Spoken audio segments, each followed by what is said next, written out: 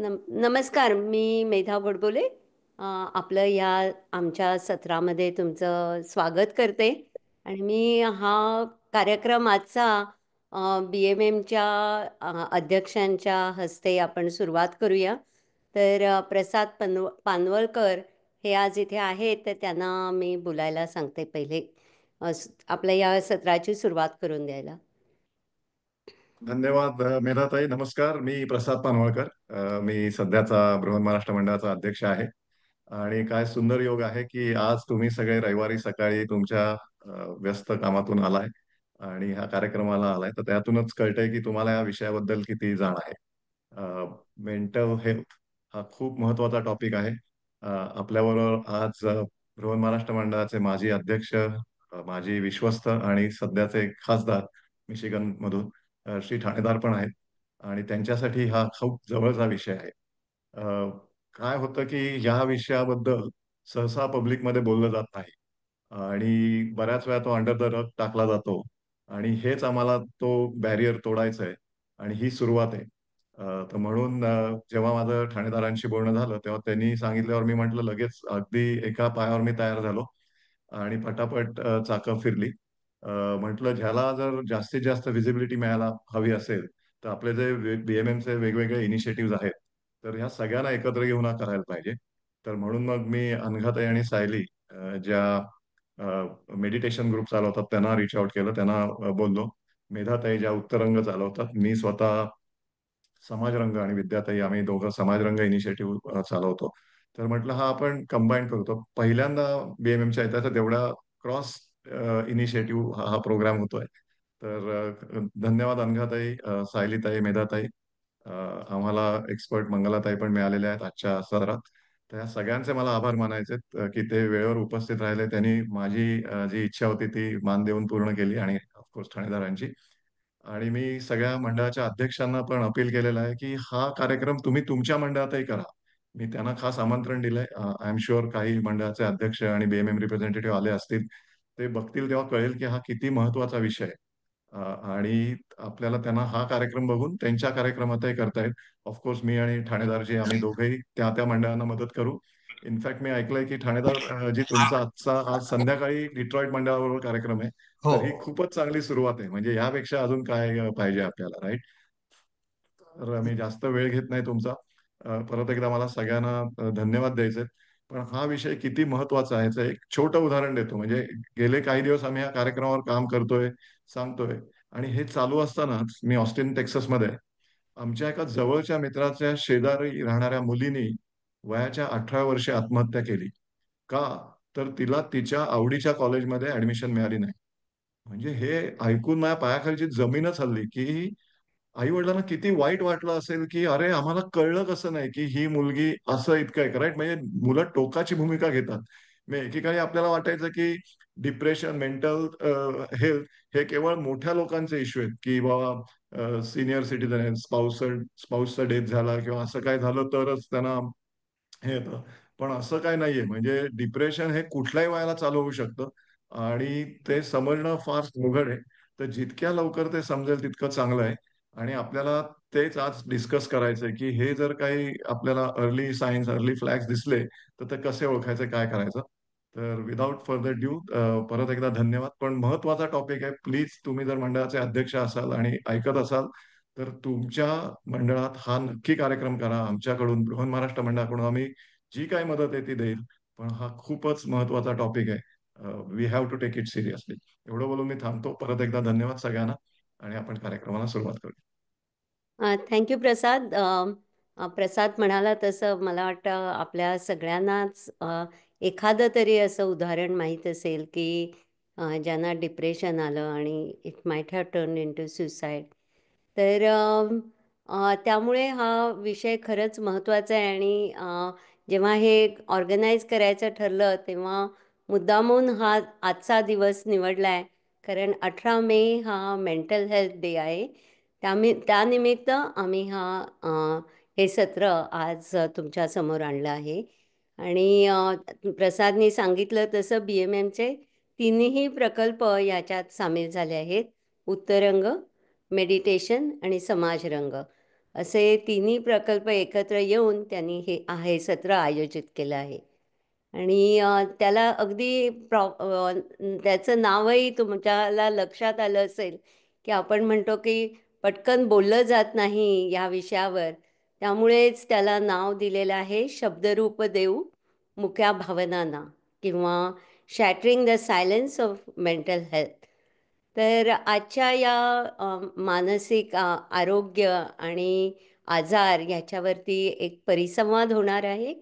अ, तर त्या परिसंवादात भाग घेणाऱ्या प्रत्येकाला मी त्यांची ओळख करून द्यायला सांगते. पहिल्यांदा डॉक्टर अनघा बर्वे. अनघाताई.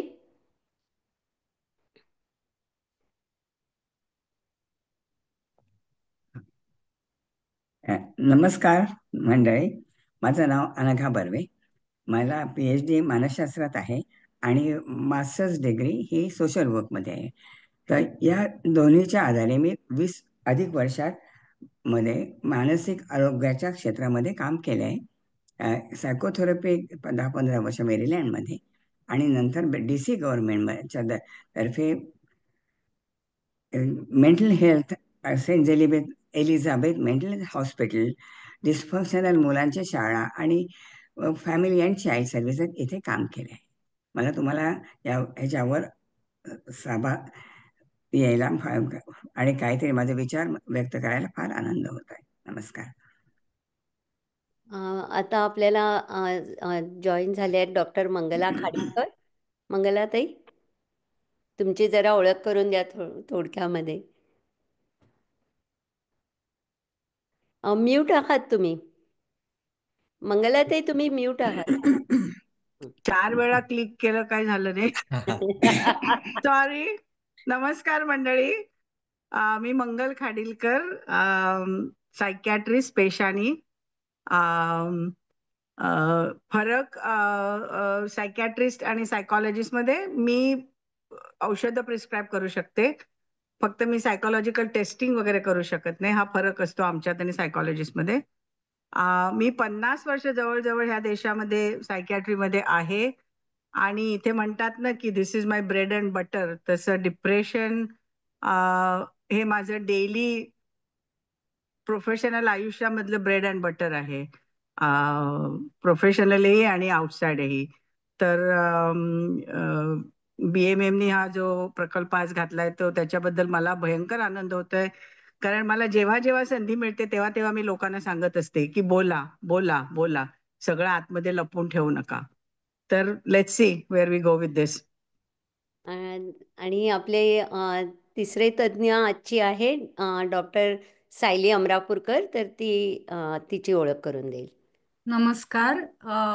मी सायली अमरापूरकर. मी गेले 26 वर्ष मिनेसोटामध्ये राहते आणि माझं background, me BA psychology, masters in human development with a counselling track आणि PhD in family social science म्हणजे मॅरेज अँड फॅमिली थेरपी या क्षेत्रात केलेलं आहे. आणि गेली 15 वर्ष मी साऊथ एशियन इमिग्रंट फॅमिलीज बरोबर काम करते. आम्ही कम्युनिटी रिसर्च, कम्युनिटी एज्युकेशन आणि प्रोग्रामिंग करतो. Kedar, I'm watching through Zoom. कितीही हे केलं तरी लोक, प्लीज तुम्ही तुमचे माईक अनम्यूट करू नका.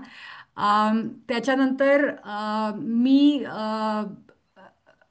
माझी आता हे तुटली, मी काय सांगत होते. हां, तर साऊथ एशियन इमिग्रंट्स बरोबर मी काम करते गेले 15-1 वर्ष. आणि मेंटल हेल्थ हा इनिशिएटिव्ह खूप वर्ष आम्ही करतोय आणि ह्याची खूप गरज आहे.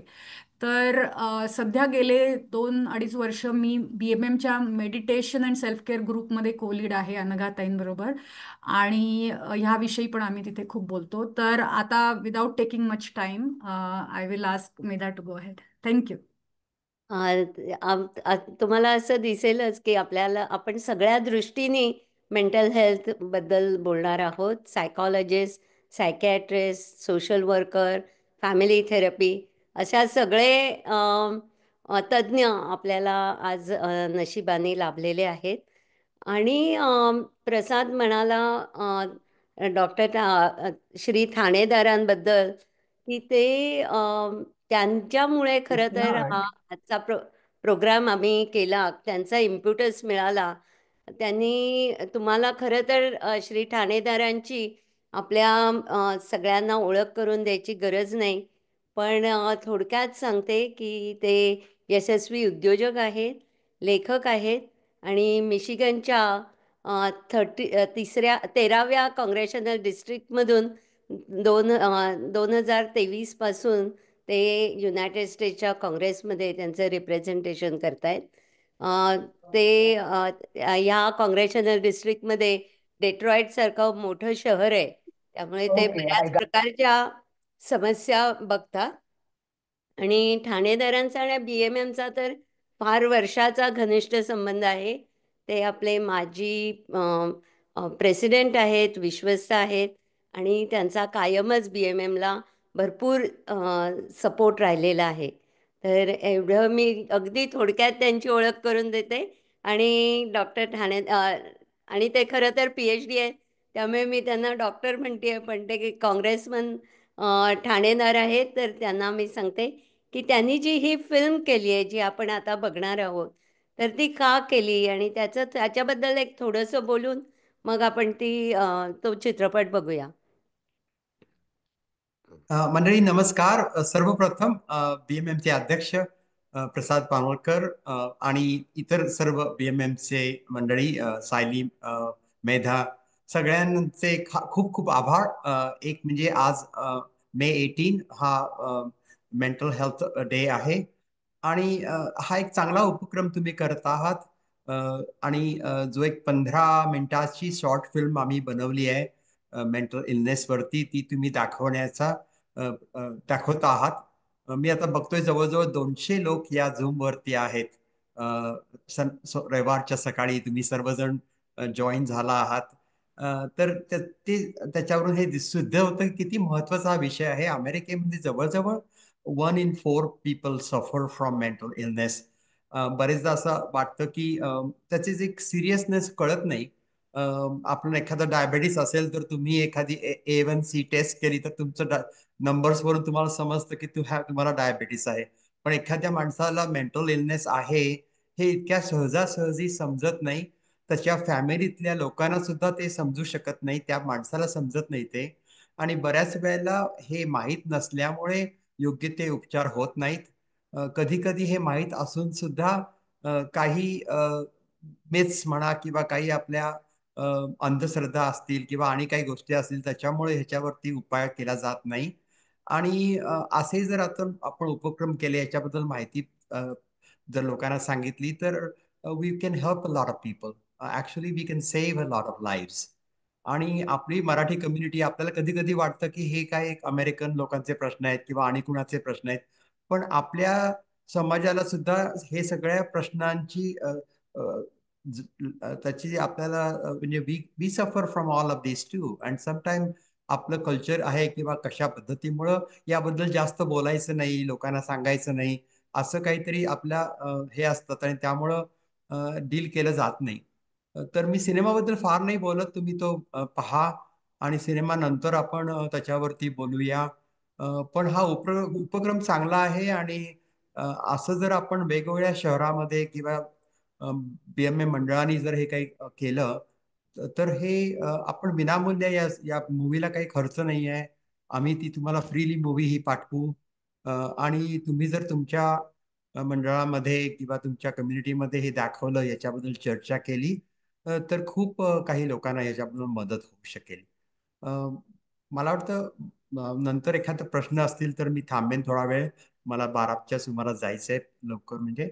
पण हे चांगला उपक्रम आहे. Thank you all for doing this आणि let's continue to talk about this issue. Thank you so much. आता मी हे शेअर करणार आहे फिल्म आणि त्याआधी आपण रेकॉर्डिंग पॉज. नमस्कार. हा व्हिडिओ मानसिक आजाराबद्दल खूप स्पष्टपणे काही गोष्टी दाखवत होता. त्यामुळे भावनिकदृष्ट्या जर तुम्हाला काही त्रास होत असेल किंवा त्रासदायक वाटत असेल तर कृपया तज्ज्ञांची मदत घ्या.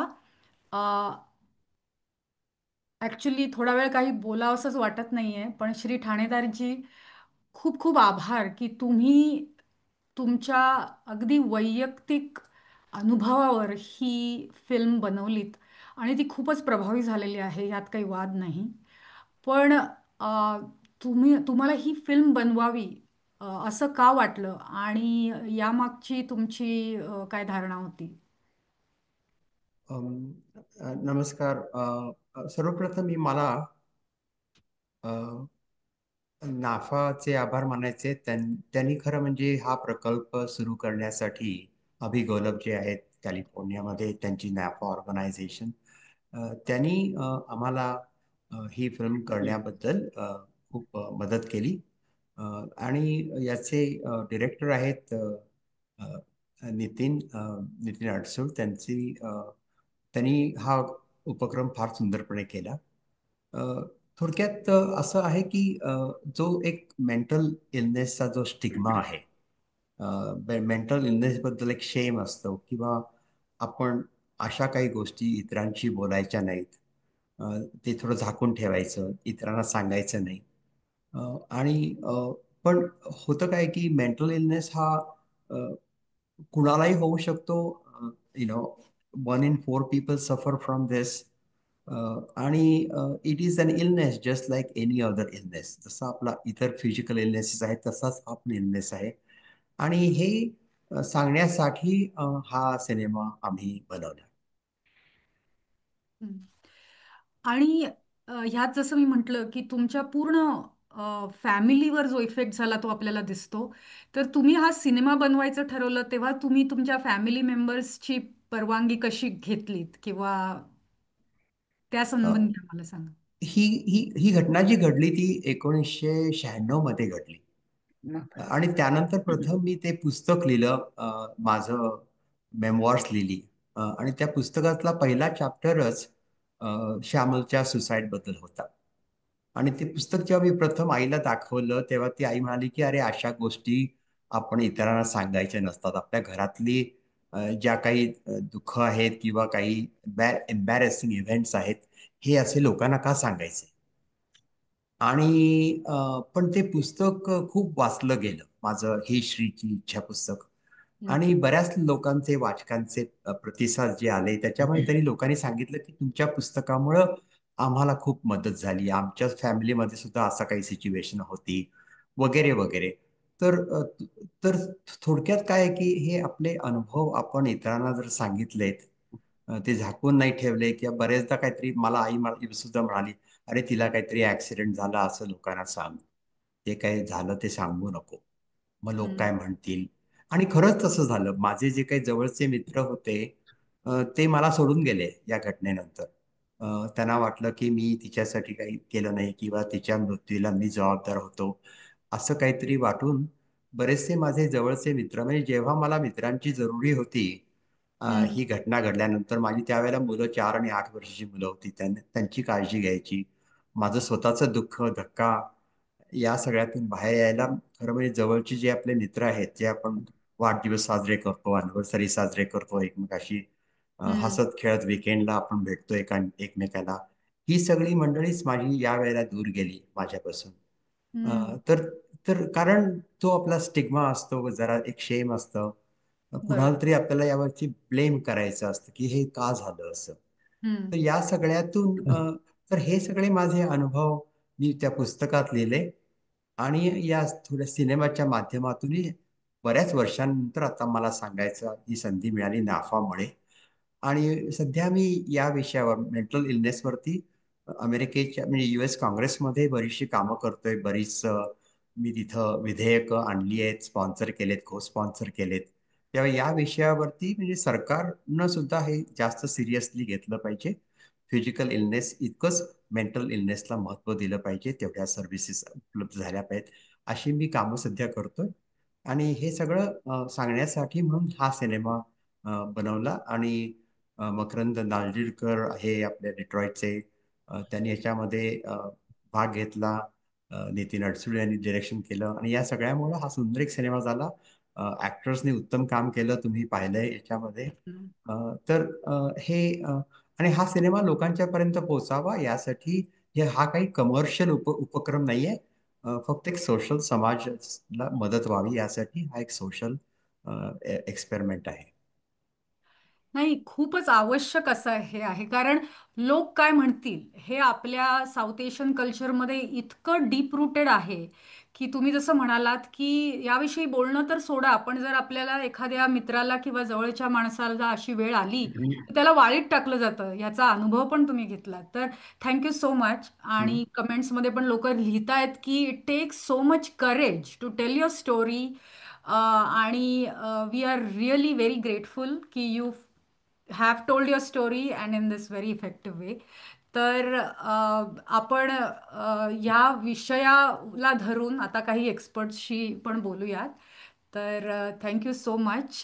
तुम्ही जितका वेळ आमच्यासाठी देऊ शकाल तितका जरूर द्या. आणि आपण जरूर हे करूयात, आवाहन करू सगळ्या लोकांना की तुम्ही जिथे जिथे आहात, ज्या ज्या स्टेटमध्ये राहता, तिथे जर तुम्हाला हा सिनेमा दाखवून हे चर्चासत्र तुमच्या लोकल एक्सपर्ट्स बरोबर घडवून आणायचं असेल तर नक्की करा, कारण ही खूप मोठी सेवा होईल आपल्या कम्युनिटीसाठी. So thank you Shri Thanedarji. नमस्कार. आता आपण वळूयात आपल्या एक्सपर्ट्सकडे. आणि जर तुमचे काही प्रश्न असतील ऑडियन्सचे तर प्लीज चॅटमध्ये लिहा, किंवा काही कॉमेंट्स असतील तर. आणि आज आपण हा जो विषय आहे जो नेहमी आपण काय म्हणूया लपून ठेवतो त्याविषयी उघडपणे बोलायला इथे एकत्र आलेलो आहोत. आणि आपण सगळ्यांनी मिळून ह्या मेंटल हेल्थ पॅन्डेमिकशी कसं झुंज द्यावी याविषयी विचार करणं, डिस्कशन करणं आणि हे कॉन्व्हर्सेशन चालू ठेवणं खूपच महत्त्वाचं आहे. आणि आपल्या संस्कृतीच्या काही ठराविक अपेक्षा असतात, त्याच्यानंतर पिढ्यांमधले फरक असतात, ज्याच्यामुळे जसं आता ठाणेदारजी म्हणाले की त्यांच्या आईची किंवा इतरांची त्याविषयी किंवा त्याकडे बघण्याचा दृष्टिकोन हा वेगळा होता. पण मानसिक आरोग्याचं महत्त्व आपल्याला कळलेलं आहे आणि त्याविषयी समाजात अजूनही बरेच गैरसमज आहेत. त्याचं भान ठेवत एकमेकांना समजून घेऊन Shut the fuck आपल्या up. मला वाटतंय आपलं हे हॅक झालेलं आहे, तर कुणाला तरी बंद करायला लागणार आहे ते. That's enough talking. एक minute, me just give me a minute. Shut up.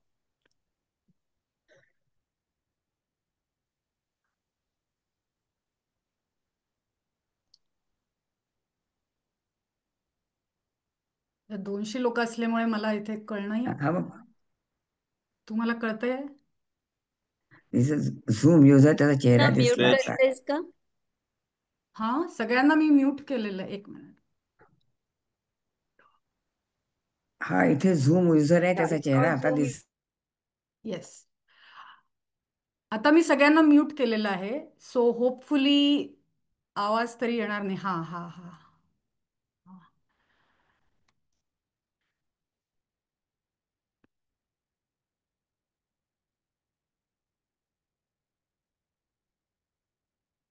ठीक आहे.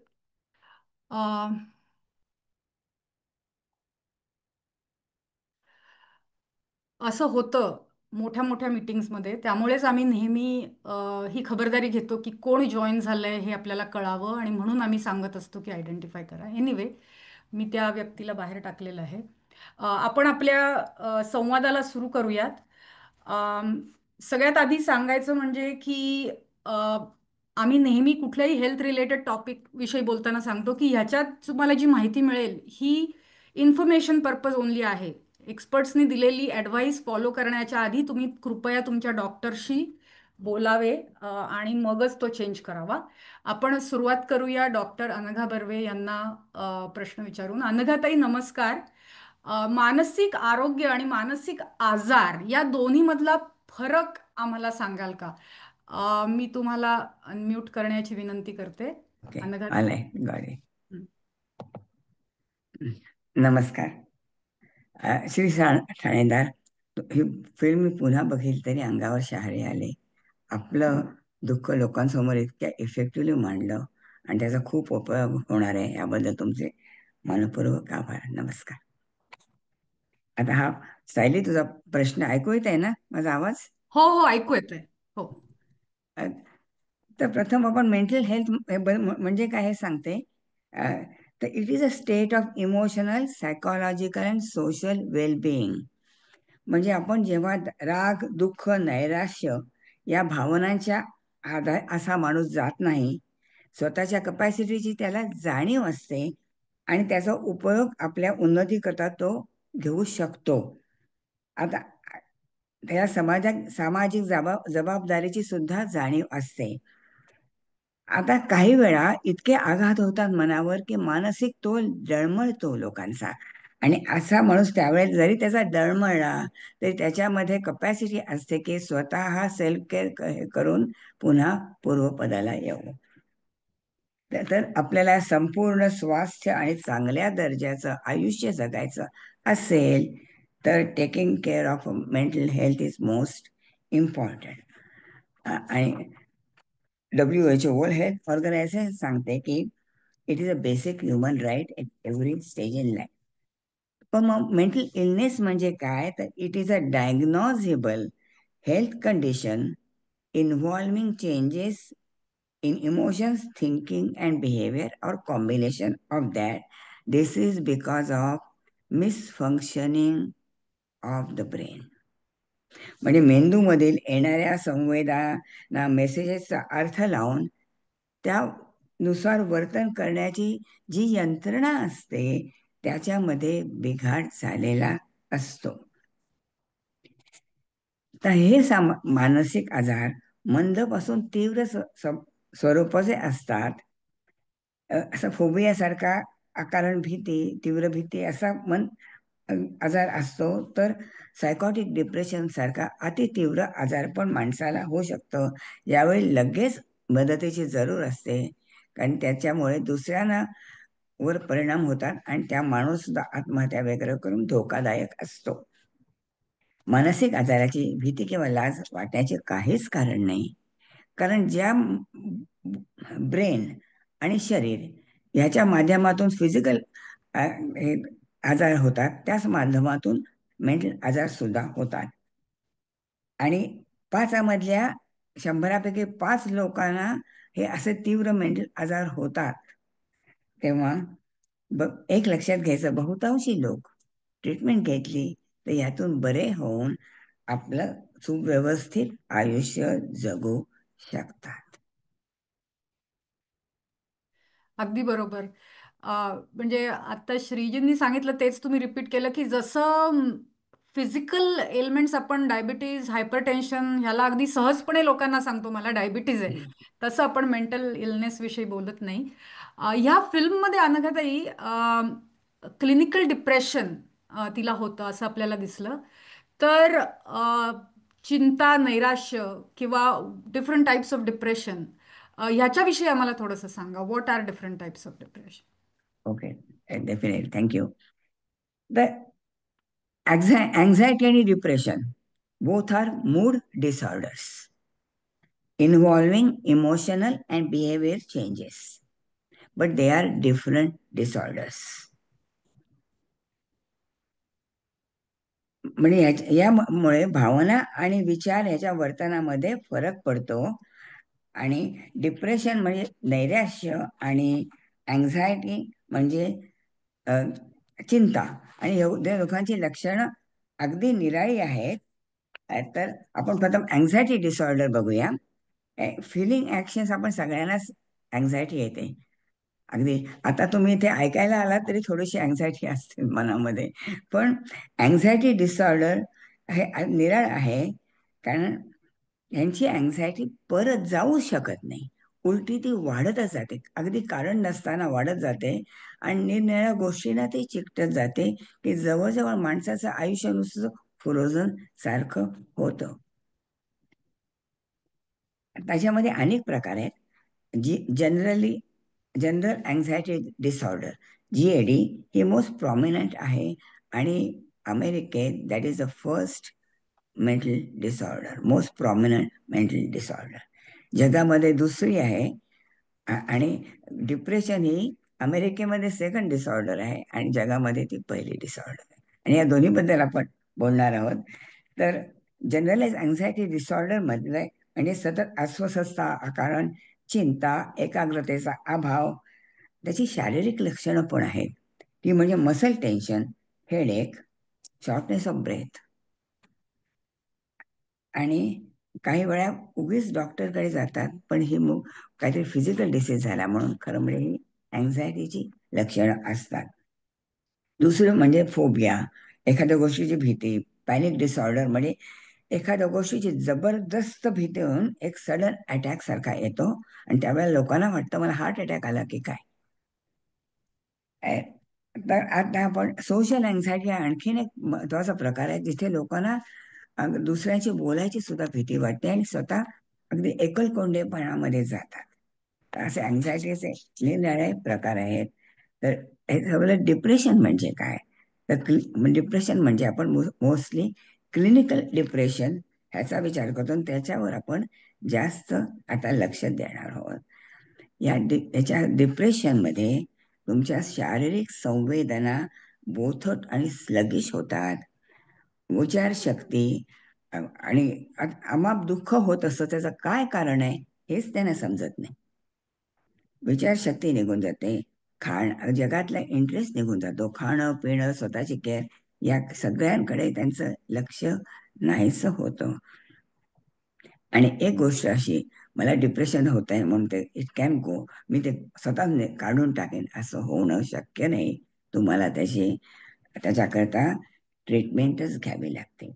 तर दुसऱ्या त्याच्या अनेक प्रकार आहेत. एक म्हणजे बायपोलर डिसऑर्डर, हे ड्रॅमॅटिक डिसऑर्डर आहे. हे इदर यू आर मॅनिक ऑर डिप्रेशन, ह्याच्यामध्ये माणूस तो नाचत असतो. दुसरी म्हणजे प्रेग्नन्सी प्री नॅटल डिसऑर्डर, नाहीतर पोस्ट नॅटल प्रेग्नन्सी नंतर आलेली, बर्थ रेट नंतर आलेली डिसऑर्डर. नंतर एक मगाशी आपण एक उदाहरण दिलं पानवलकरी, तशी डिस्ट्रप्टिव्ह मूड डिसरेग्युलेशन डिसऑर्डर ही लहान वयात ॲडोलसंट ह्याच्यामध्ये मोठ्या प्रमाणावर दिसते, आणि सुइसाईड लहान मुलं न विचार करता हे करू शकतात. एक लक्षात आहे, डिप्रेशन इज ट्रीटेबल.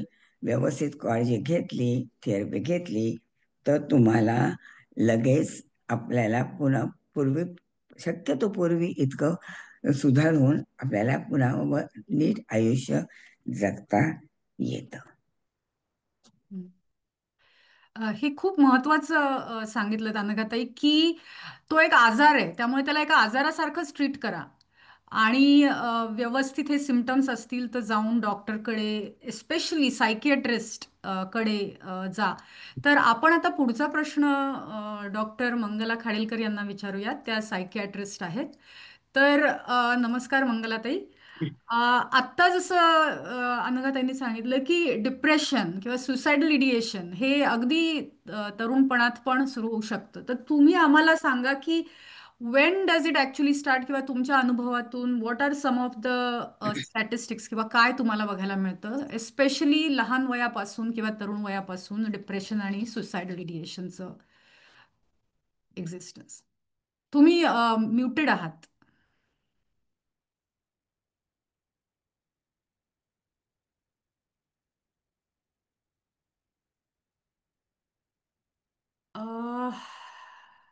एक मिनिट, मी तुम्हाला अनम्यूट करते.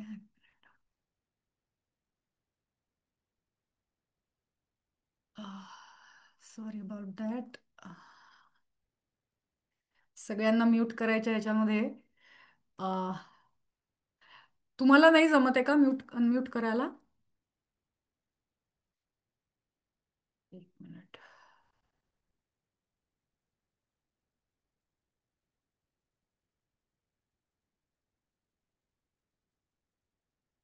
Tired of typing tons of notes during class.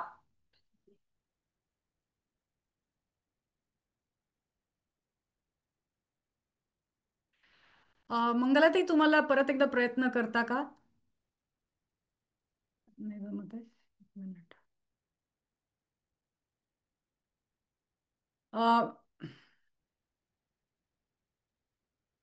एक मिनिट.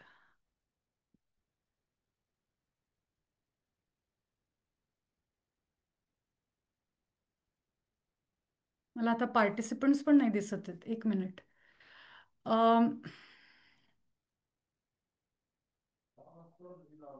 एक मिनिट. हां, 1 minute. Thank you everybody for your patience. कारण आपल्या ह्याच्यावर कुणीतरी चुकून जॉईन झालं, चुकून म्हणजे काहीतरी ह्याच्यासाठी जॉईन झालं होतं, so I had to mute everybody. आता प्रयत्न करा मंगलाताई.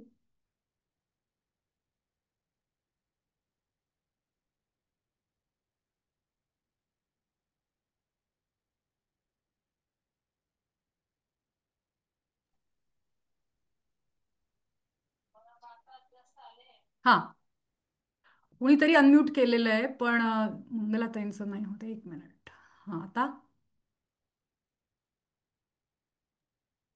मला मेसेज आला होता, यू कॅन अनम्यूट हो युअर. सॉरी, मी मंगलाताईंना मी मंगलाताई. मंगेश खाडेलकर, सॉरी. हां, तुम्ही मला दिसतच नाही आहात मंगलाताई. डॉक्टर खाडेलकरचं आहे का तुमचं? 1 मिनिट. हां,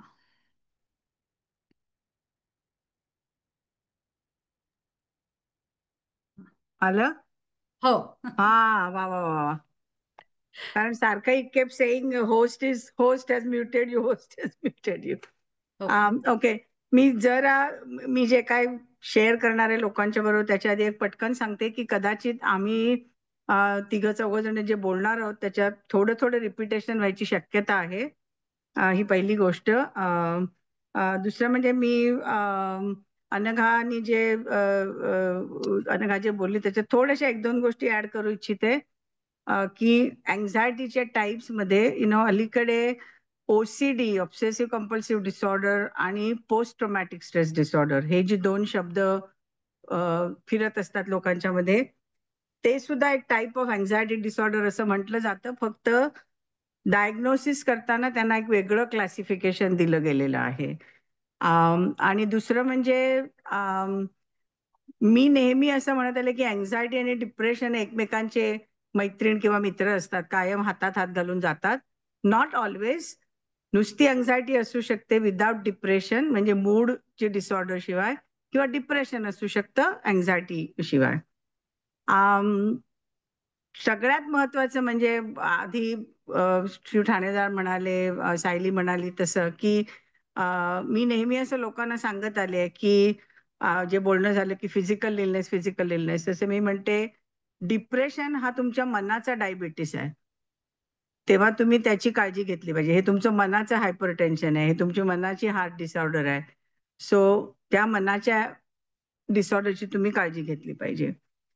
आता प्रश्न सायलीने केला की एज ग्रुपचं कुठल्या एज ग्रुपमध्ये जास्ती दिसतं किंवा कमी दिसतं.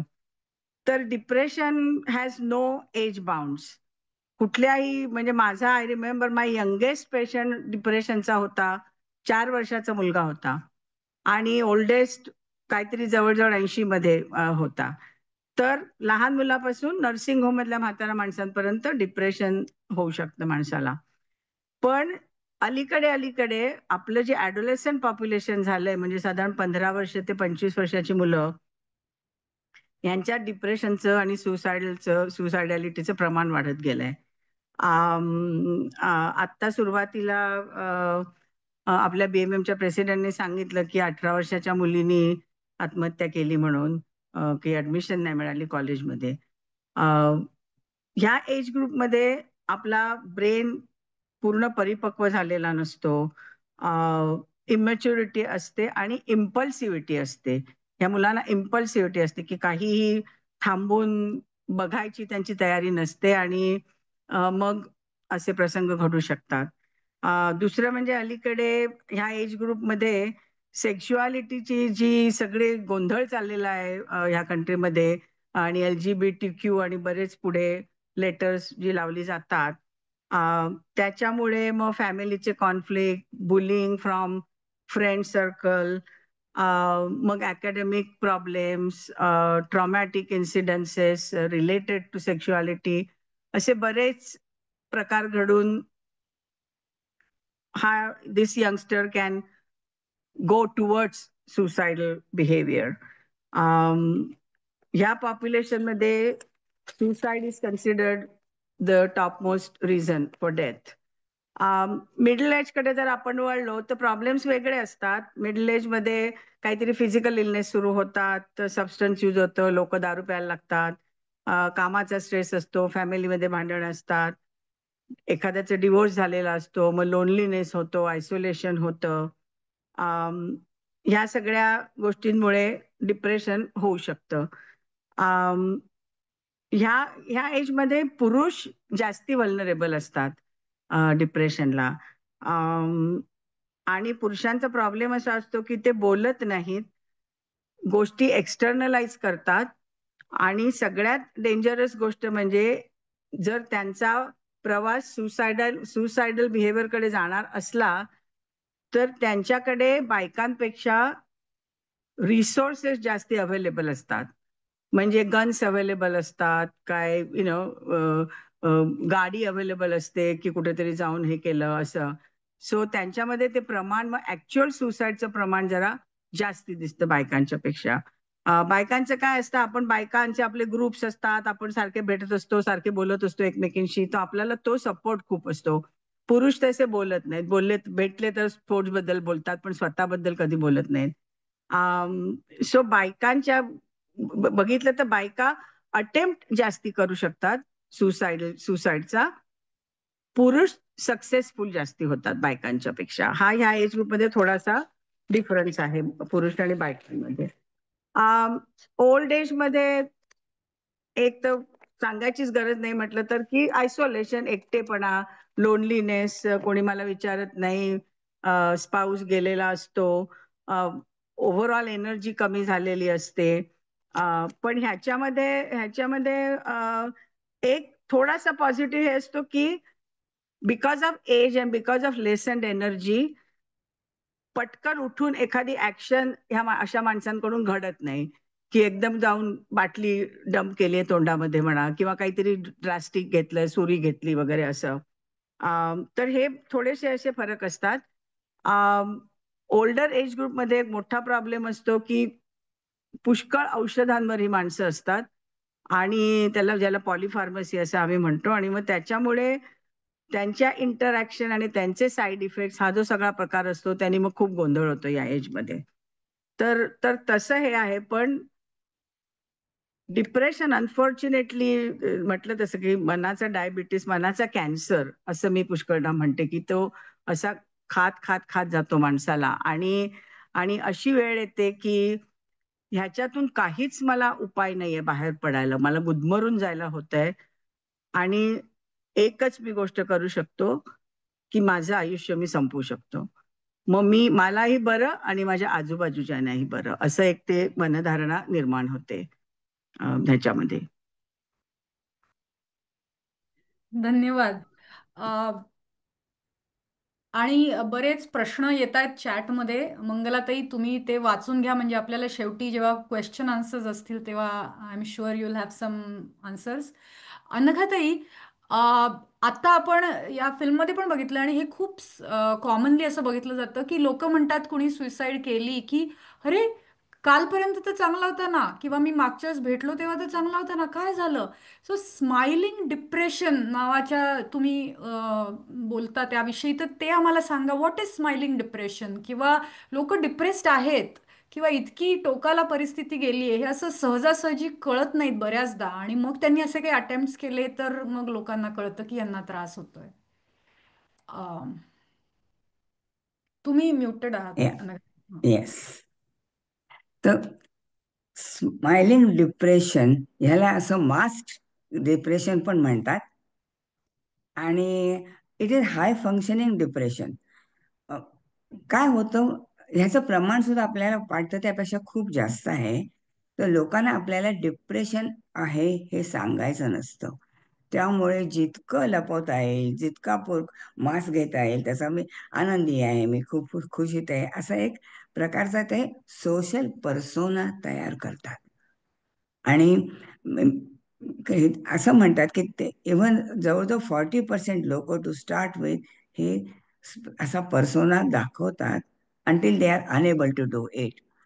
तर आता आपण जी बघितली फिल्म त्यावेळेला मला फटकन वाटले, oh it is like smiling depression. सगळं छान आहे माझ्यामध्ये, पण आतून खळबळ जी सुरू आहे ती लोकांना दिसू नये, लोकांनी माझ्याबद्दल चांगलं म्हणावं याकरता ही धडपड असते. पण असं आहे की the earlier you go and get help, the better you are about it. आणि एक दुसरं पटकन मला सांगावं सर मेंटल हेल्थ बद्दल. थिक नॅट हँड ज्यांनी माइंडफुलनेस इथे आणला, आता तो म्हणतो की तुम्हाला सगळ्या अगदी 80व्या फ्लोअरवर आहात, उत्तम प्रकृती आहे, सगळ्या सुविधा आहेत, पण जर तुमचं मन स्थिर नसेल तर तुम्ही फक्त कुठली खिडकी आहे ज्यातून मला उडी मारता येईल एवढंच बघत असत. आणि आणि पटकन एक सांगू का एक प्रश्न वाचला, एक सांगू का पटकन? जेनेटिक कोणीतरी विचारलं जेनेटिक फॅक्टर्स आहेत का? Yes. Exact causes of depression and anxiety are not known. Mangala ते ह्याच्याबद्दल आणखीन सांगू शकते, पण first degree relative having depression have more chances. पण तुम्हाला जेनेटिक फॅक्टर असला ह्याचा अर्थ तुम्हाला डिप्रेशन येईलच असं नाही. त्याचे अनेक फॅक्टर्स डिप्रेशन येण्यामध्ये आहेत. बरोबर. ओके, थँक्यू कायले. हा, 2 खूप महत्वाचे पॉइंट्स अनघाताईंनी सांगितले. एक म्हणजे की आपल्या आजूबाजूला सगळं व्यवस्थित असताना, सगळ्या सुखसोयी असताना लोक अक्षरशः त्यांच्या करिअरच्या, त्यांच्या आयुष्याच्या परमोच्च टोकाला असताना दे कमिट सुसाईड. म्हणजे आपल्याला रॉबिन विलियम्स माहिती आहे, आपल्याला माहिती आहे की कित्येक आपले ओळखीचे, जसं Deepika Padukone, when she was at her height she was undergoing treatment for clinical depression, कारण तिला तो त्रास होत होता. तर आजूबाजूच्या ह्या सगळ्या सुखसोयींचा आणि डिप्रेशन किंवा एन्झायटी असण्याचा काहीही संबंध नाही, तो एक आजार आहे. दुसरी गोष्ट म्हणजे जर तुमच्या फॅमिलीमध्ये फॅमिली हिस्ट्री असेल, आणि अर्थात आपले आधीच्या जनरेशन्समध्ये लोकांनी याविषयी बोललेलं नाही, त्यामुळे तुम्हाला कुणी असं सांगितलेलं नाही की तुझ्या आजीला डिप्रेशन होतं किंवा तुझ्या मावशीला डिप्रेशन होतं, तर ते असू शकतं. त्यामुळे जेव्हा तुम्ही डॉक्टरकडे जाता किंवा तुम्हाला त्रास होतो, तेव्हा always make sure to find out if there is any connection, कारण ह्या गोष्टी बोलल्या गेलेल्या नाही आहेत आत्तापर्यंत. आणि आपण उरलेल्या प्रश्न उत्तरांकडे येऊयात, पण मला पुढचा प्रश्न परत मंगलाताईंना विचारायचा आहे की आता तुम्हाला अनम्यूट करा, मी तुम्हाला हे करते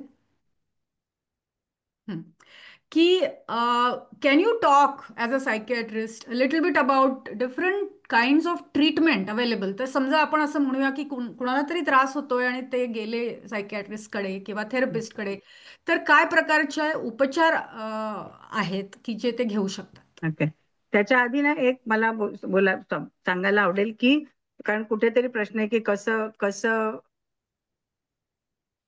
कसं ओळखायचं किंवा कसा अप्रोच करायचा, कळतं कसं की एखाद्या माणसाला की आम्ही सायकॅट्रिस्ट कडे माणूस आला की कसं डायग्नोज करतो.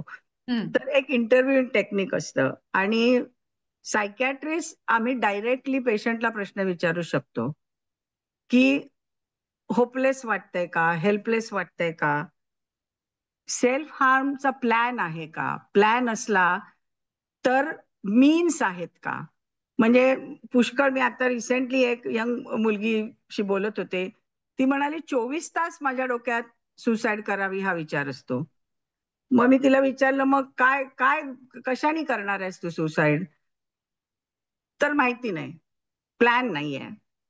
पण जर कोणी म्हटलं की हो माझा काहीतरी प्लॅन आहे, तर मग काय प्लॅन आहे? मग I am going to shoot myself असं जर कोणी म्हटलं, तर मग घरात गन अवेलेबल आहे का? हे असे प्रश्न आम्ही ऍज अ सायकाट्रिस्ट डिरेक्टली विचारू शकतो. फॅमिली म्हणा किंवा फ्रेंड्स म्हणा असे प्रश्न विचारायला कचरतील ऑब्व्हियसली. म्हणजे माझे काय, आणि एक एक थोडासा दुःखाची अशी गोष्ट आहे की जर एखाद्या माणसाला सुसाईड करायचीच असेल, की ठरवलंच आहे की मी करणारच, असं जर ठरवलेलं असलं, फॉर व्हॉट एव्हर त्यांचे स्वतःचे वैयक्तिक कारण असतील, तर ते कोणालाही सांगणार नाहीत. म्हणजे माझ्या पेशंटला मी जेव्हा विचारते तेव्हा पेशंट मला म्हणतात, do you think I am crazy? Why would I tell you if I want to kill myself? Because then you won't let me. हा जो उत्तर जेव्हा येतं तेव्हा मग त्याचे वेगळे हे करायचे असतात. सो प्रश्न असे असतात की किती दिवस आहे, आधी एखादा अटेम्प्ट केलेला आहे का, ड्रग्ज घेतल्या जातात का, अल्कोहोल ड्रिंकिंग किती आहे, क्रॉनिक इलनेस आहे का, आणि आता आपण जेनेटिक बद्दल जे बोललो की फॅमिली हिस्ट्री ऑफ सुसाइड अति महत्वाची असते. कारण पुष्कळदा असा विचार येऊ शकतो, मावशीने माझ्या केली, मी पण करू शकते. हा एक विचार माणसाच्या डोक्यात येऊ शकतो. तर पेशंटशी बोलून मग आम्ही त्याची मेंटल स्टॅटस एक्झामिनेशन असा एक प्रकार असतो की मूड कसा आहे, काय थॉट्स आहेत, अबिलिटी आहे का प्लॅन करायची आणि तो प्लॅन आचरणात आणण्याची. हा एक इंटरव्ह्यूचा प्रकार असतो. आणि मग त्याच्यावरून ट्रीटमेंट प्लॅन आम्ही आखतो. आणि काय करायचं, आता ट्रीटमेंट्स काय अवेलेबल असतात. कुठल्याही व्याधीला माणसाला लगेच रिस्पॉन्स हवा असतो, लगेच त्याची सोल्युशन हवं असतं. डिप्रेशनची जी मेडिकेशन्स आम्ही वापरतो ती अनफॉर्च्युनेटली कमीत कमी 2 ते 3 आठवडे त्यांना डिप्रेशनवर इफेक्ट व्हायला वेळ जातो. आणि पहिलं दिलेलं मेडिसिन नेहमीच कामी पडतं, उपयोगी पडतं असं नाही. सेम मेडिसिन भावानी घेतलं, आईनी घेतलं, उपयोगी पडतं असंही नाही. त्याच्यामुळे थोडंसं ट्रायल आणि एरर्स होऊ शकतात. आणि आणि मग ह्या वेळेला कुठलं मेडिसिन द्यायचं, मेडिकल कंडिशन त्या माणसाची काय आहे, कुठल्या मेडिकेशन्स घेतात, मग त्यांची इंटरॅक्शन, हे सगळं करून मेडिकेशन हे सगळ्यात पहिलं अप्रोच होऊ शकतो ट्रीटमेंट करता डिप्रेशनच्या. पण psychotherapy at the same time is equally important. म्हणजे पुन्हा दोन्ही हातात हात धरून गेले तर उत्तम, पण सगळ्यांनाच औषधाची गरज असते असंही नसतं. तर चांगला सायकोथेरपिस्ट मिळाला, तुमचं कल्चर समजावून घेणारा, तुमचे पर्सनल इश्यूज समजावून घेणारा, तर it's always better to do that first. पण म्हटलं तसं की प्रत्येकाला पी हळद हो गोरी असं हवं असतं, लगेच मला उद्या माझं डिप्रेशन थांबलं पाहिजे असं असतं असं म्हणून. आणि बाकीच्यांनाही, कारण it takes a toll on the rest of your family. Treatment आम्ही अप्रोच करताना पुष्कळदा स्पिरिच्युअल बिलीफ्स काय असतात, एस्पेशली आपल्या कल्चरमध्ये, किंवा रिलिजियस बिलीफ्स काय असतात, त्याचा काय सपोर्ट होऊ शकतो त्या माणसाला, ह्याचा आम्ही पुष्कळदा विचार करतो, ह्याचे प्रश्न विचारतो. आणि सगळ्यात महत्वाचं म्हणजे ट्रीटमेंटला ऍक्सेस आहे का माणसांना, म्हणजे इन्शुरन्स आहे का, किंवा इन्शुरन्स नसला तर पैसे आहेत का, तुमच्या एरियामध्ये ट्रीटमेंट काय अवेलेबल आहे, हे जे सगळं त्याचा आढावा घेऊन मग तो ट्रीटमेंट प्लॅन केला जातो. मेडिकेशनच्या बाबतीत सगळ्यात मोठा प्रॉब्लेम असा होतो की वेळ लागत असल्यामुळे पेशंट पुष्कळदा सोडून देतो औषध घ्यायचं. आणि जर होणार असला त्या औषधाचा परिणाम, तर लवकर सोडल्यामुळे पुन्हा जेव्हा ते औषध द्यायची वेळ येते तेव्हा मग ते उपयोगी पडेन असं होतं. त्याचा डोस वाढवायला लागतो, त्याची ड्युरेशन वाढवायला लागते. सो हे जे प्रॉब्लेम्स ट्रीटमेंटच्या मध्ये येतात ते ते आमचं जरा आयुष्य जरा डिफिकल्ट करतात कन्व्हिन्स करायला. आता हे सोडून सायकोथेरपी मेडिसिन सोडून मग आणखी ट्रीटमेंट्स आहेत. सगळ्यात माझ्या दृष्टीने आणि रिसेंटली मी अनुभव घेतलेली ECT म्हणजे शॉक ट्रीटमेंट ज्याला आपण म्हणतो, इलेक्ट्रोकन्व्हर्सिव्ह थेरपी. 2 मुली माझ्या जवळच्या आयुष्यामध्ये गेल्या 10 वर्षात, 40शीतल्या मुली, सिव्हिअर डिप्रेशन, दोघींना आउटपेशंट ECT दिले, मिरॅक्युलस रिकव्हरी. पण just like everything else side effects असतात, त्याचे मेमरी प्रॉब्लेम्स असतात, इतर काही गोष्टी होऊ शकतात, पण मिरॅक्युलस रिकव्हरी. ECT ही अतिशय अंडर युटिलाइज ट्रीटमेंट आहे. हळूहळू सायकॅट्रिस्टच्याकडे डिस्कशन चालली आहेत आणि वाढवायचं कसं, मग ती रेड टेप कशी काढायची वगैरे ह्या गोष्टी चाललेल्या आहेत. त्याच्यानंतर लोकांनी ट्रान्स मॅग्नेटिक स्टिम्युलेशन वगैरे हे शब्द ऐकले असतील, किंवा ब्रेन स्टिम्युलेशन ही टर्म्स ऐकलेल्या असतील. माझं त्याला फारसं एक्सपोजर नाहीये. माझ्या एका सायकॅट्रिस्ट मैत्रिणींनी ट्रान्स मॅग्नेटिक स्टिम्युलेशन घेतली डिप्रेशन करता, फारसा उपयोग नाही झाला. तर त्याच्याबद्दल मी तेवढंच म्हणू शकेन. आणि इतर ट्रीटमेंटच्या मोडॅलिटी म्हणजे सोशल ग्रुप थेरपी वगैरे वगैरे प्रकार. सो हे सगळे ट्रीटमेंटचे वेगळे वेगळे प्रकार होऊ शकतात. हो, आणि जसं आपण म्हणलं हा विषय खूप मोठा आहे आणि ह्याविषयी आपण बोलू खूप वेळ शकतो, पण आपल्याकडे वेळ कमी असल्याने आणि तुम्ही जे चॅटमध्ये कॉमेंट्स किंवा प्रश्न लिहिताय ते अगदी विषयाला धरून आहेत. तर बरोबर केमिकल इम्बॅलन्समुळेच मेंटल इलनेसेस होतात. आणि आता दुसरा मला एक पर्सनल डिरेक्ट मेसेज आलाय की डिप्रेशनवर कायम लो औषध डोस घेतलं तर अपाय किंवा कमी असर होतो का? तर आता डॉक्टर खाडीलकरांनी याचं ऑलरेडी उत्तर दिलं की जसं म्हणजे मी दुसरं एक उदाहरण देईन की जसं तुम्ही तुमच्या डायबिटीस किंवा हायपर टेन्शनसाठी ज्या गोळ्या घेतात त्या तुमचा डॉक्टर दरवेळेला मॉनिटर करून ठरवतं की कमी जास्त जे काय करायचंय तुमचं प्रेशर चेक करून. त्याचप्रमाणे डिप्रेशनची पण रेग्युलर ट्रीटमेंट घेणं आवश्यक आहे. सायकियाट्रिस्टला भेटणं आणि ते डोस ॲडजस्ट करणं. तर त्यामुळे एकच गोळी घेतली आणि तीच आपण आयुष्यभर किंवा बरेच वर्ष घेत राहू आणि त्याचा उपयोग होत राहील असं नाहीये. तर आता आणि जसं खाडीलकरांनी हा बोला ताई. नाही काही नाही, डोस बद्दल एक असतं, प्रत्येक प्रत्येक औषधाचा एक एफडीएचा अप्रूव्ड डोसेस असतात. हं. तर डोस देऊन मॅक्सिमम लेवल पर्यंत जाऊन, म्हणजे पुष्कळदा आम्ही असं म्हणतो की साईड इफेक्ट्स आले की मग डोस कमी करायचा. ऐकू येत आहे ना? हो हो. हा, साईड इफेक्ट्स आले की डोस कमी करायचा आणि मग तो मेंटेनन्स डोस म्हणून वापरायचा. महत्वाची गोष्ट आहे, सगळ्यांना मी पुन्हा पुन्हा सांगेन, नॉट जस्ट सायकॅट्रिक मेडिकेशन किंवा मेंटल मेडिकेशन, कुठलंही औषध स्वतःचं डोकं वापरून डॉक्टर गुगल काय म्हणतात हे वाचून त्याच्या चेंजेस शक्यतो करत करत जाऊ नये. हम्म. आपल्या डॉक्टरला कन्सल्ट करून, अनलेस काही मेजर साईड इफेक्ट असला तर हो, पण कुठलंही औषध अब्रप्टली स्टॉप करणं हे अतिशय चुकीचं आहे आणि हे आपण सगळे करतो, including me. I have done it. So भयंकर ह्याची काळजी घेतली पाहिजे की, कारण विड्रॉल साईड इफेक्ट्स आणखी वाईट असू शकतात दॅन द बर side effect of the medicine it self. So ते टेपर डोस करणं आणि मिनिमम पॉसिबलला आम्ही ठेवतो आणून, आम्हाला काही हे नसते की हायएस्ट डोस द्यायचा एखाद्या मेडिसिनचा म्हणून. बाकी हम्म. आणि एक तर पटकन एक प्रश्न आला, मी ऑलरेडी बोलले त्याच्याबद्दल, की सायकॅट्री आणि सायकॉलॉजी मध्ये फरक, सायकॉलॉजी फरक. तर हा ते आपण आता बोलूयात, ते आता हा आपण नेक्स्ट ह्याच्यामध्ये घेऊ. तर कुणीतरी प्रश्न विचारलाय की सायकियाट्री आणि काउन्सिलिंग अँड थेरपी किंवा सायकॉलॉजिस्ट यांच्यामधले फरक काय? तर सायकॉलॉजीच्या क्षेत्रात खूप वेगवेगळे प्रोफेशन्स आहेत. तर आता जसं डॉक्टर खाडेलकर म्हणाल्या, सायकियाट्रिस्ट हे मेडिकल डॉक्टर आहेत जे तुम्हाला औषधं देऊ शकतात. पण त्या व्यतिरिक्त त्या जसं म्हणाल्यात की मेक शुअर की फक्त औषधं घेऊन तुमचे उपचार होणार नाहीत, त्या बरोबरीने तुम्हाला सायकोथेरपी, काउन्सिलिंग आणि त्यातही वेगवेगळे प्रकार आहेत ते घ्यायला हवं आणि त्याच्यासाठी तुम्हाला थेरपिस्टकडे जायला हवं. आणि अनघाताईंनी बरीच वर्ष सायकोथेरपिस्ट म्हणून काम केलेलं आहे. तर आपण त्यांना विचारूयात की एस्पेशली आता आपण डिप्रेशन विषयी बोलतोय, तर सायकोथेरपी किंवा सेल्फ हेल्प या प्रकारचे जे सगळे something to go along with your medical treatment, तर त्याविषयी आम्हाला सांगा, थेरपी आणि सेल्फ केअर विषयी.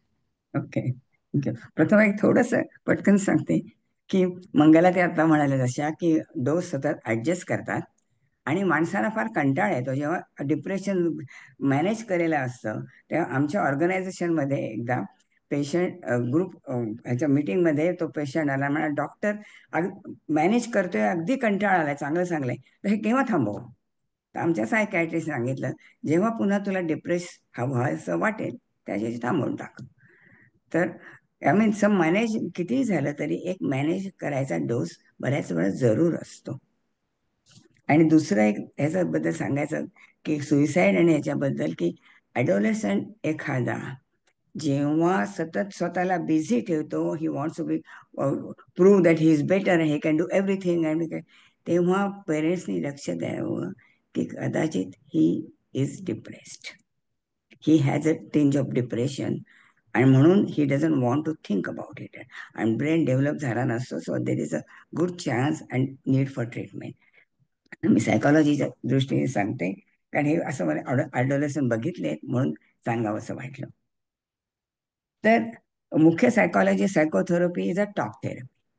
त्याचा मुख्य उद्देश काय असतो? Improve your mental wellbeing. दुसरं म्हणजे सेल्फ अवेअरनेस डेव्हलप करायचा, so that you develop your capacity for emotional and social functioning. किंवा भावनिक आणि वैचारिक क्षमता वाढवणं हा सायकोथेरपीचा गोल आहे. तर त्याच्यामध्ये सुद्धा 3 स्टेजेसमध्ये असतं. सुरुवातीला असेसमेंट.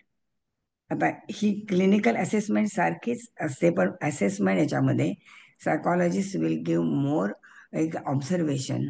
त्याचं का तो बोलतोय कसा, फॅमिली हिस्ट्री काय आहे, किती म्हणजे साधारण त्यांच्या मेंटल टेंडन्सी काय आहेत.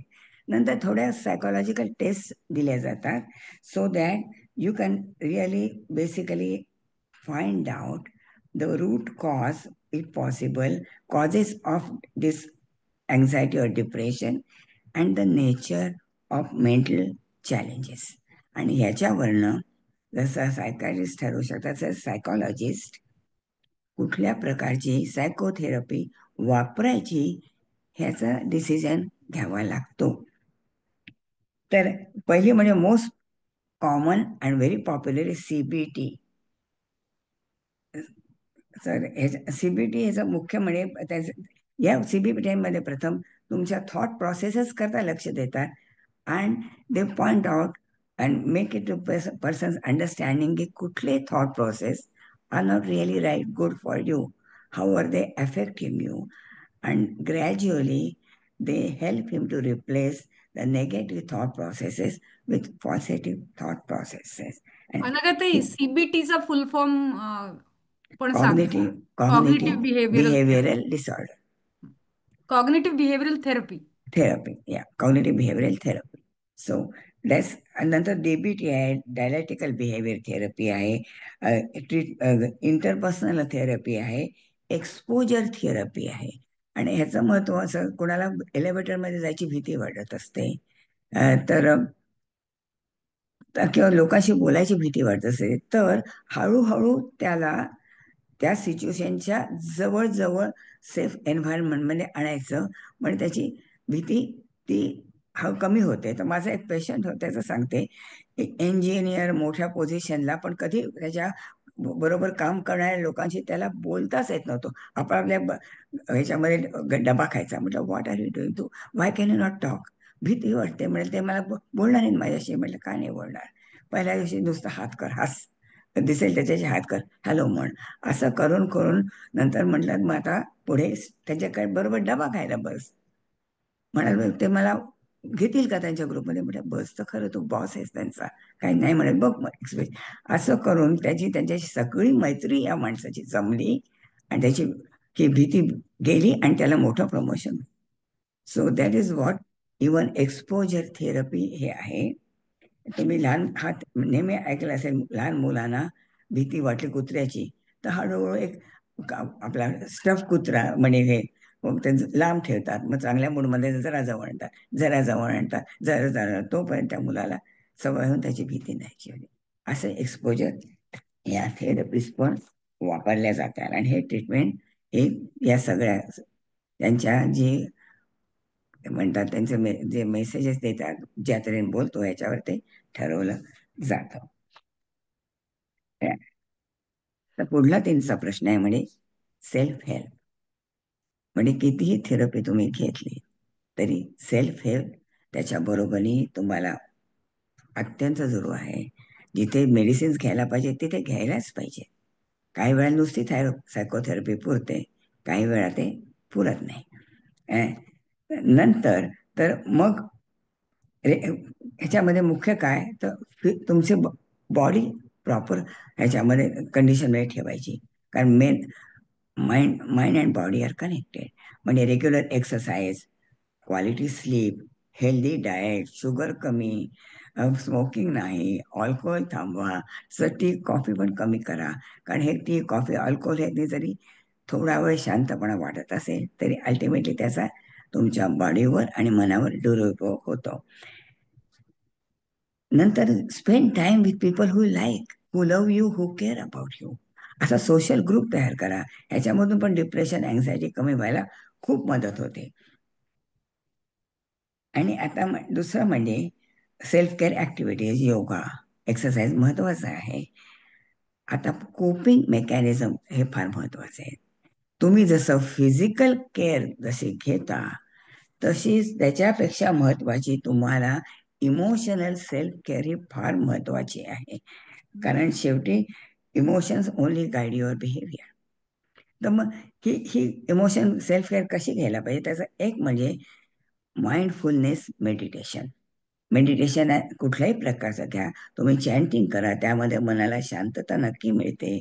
पण जे माइंडफुलनेस मेडिटेशन आहे त्याच्यामध्ये तुम्ही ब्रेथवर फोकस करता, आणि जेव्हा फोकस करता तसा हळूहळू दडलेल्या इमोशन्स त्याच्यामधून वाहत येत जातात. पण त्याच्या वाहून नाही जायचं, तर just observe, role of observer.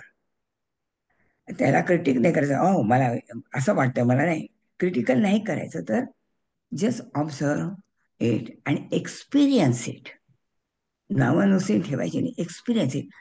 दुःख झालं तर त्याचं आतपर्यंत दुःख एक्सपिरियन्स करा.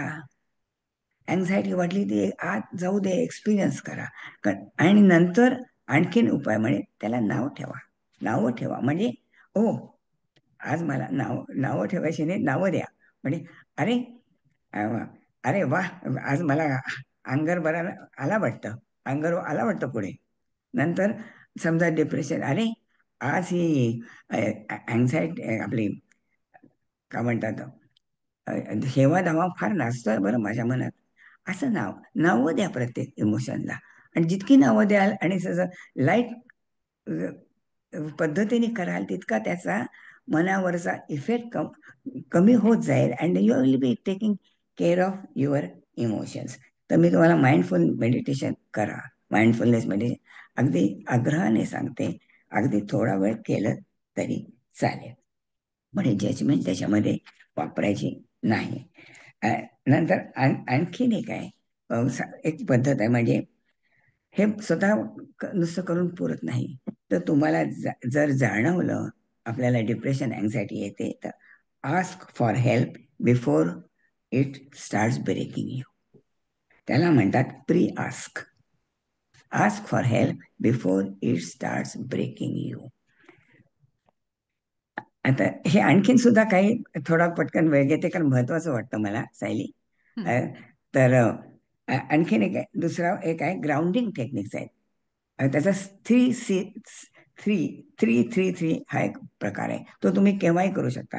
पहिलं म्हणजे 3 गोष्टी ज्या आपल्याला दिसत आहेत ते कशा आहेत ते असं बघणं. नंतर 3 प्रकारचे आवाज कुठले येतात हे बघणं.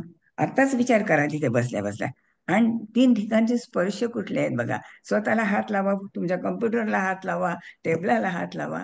3 स्पर्श असं एकामागून एक करत जायचं. जेव्हा डिप्रेशन, अँझायटी आली की मन ह्याच्यामध्ये वळलं जातं. ग्राउंडिंग टेक्निक आहेत, आणि त्याच्यामुळे अँझायटी, डिप्रेशनची मनामधली, मेंदूमधली सायकल ब्रेक होते. आणि मग तुम्ही चांगला विचार किंवा सायकोथेरपिस्ट का सांगतं ह्याच्याकडे सुद्धा तुमचं मन जास्त ओपन होतं. Again last one, 3 C's of behaviour. हे पण बघा, catch it, check it and change it. Catch म्हणजे मांजर कसं उंदराला पकडतं ना, तसं असा निगेटिव्ह थॉट आला पटकन त्याला पकडायचं. नंतर ते चेक इट, त्याचा काय दुरुपयोग काय आहे, त्याचा काय इफेक्ट आहे माझ्या मनावर आहे, चेक इट. आणि तिसरं म्हणजे then you change, depending on what it is you change.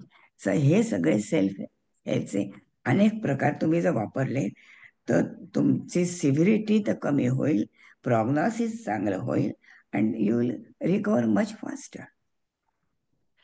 Thank you Anaghatai. आणि असं खूप खूप प्रकार आहेत, थेरपीज आहेत, आणि शेवटी डॉक्टरकडे जाणं, थेरपिस्टकडे जाणं हे महत्त्वाचं आहे. पण तुम्ही जसं सांगितलं की स्वतःची काळजी स्वतः घेणं, कारण प्रत्येकाला काय लागू पडेल हे तुम्ही स्वतःच सांगू शकता.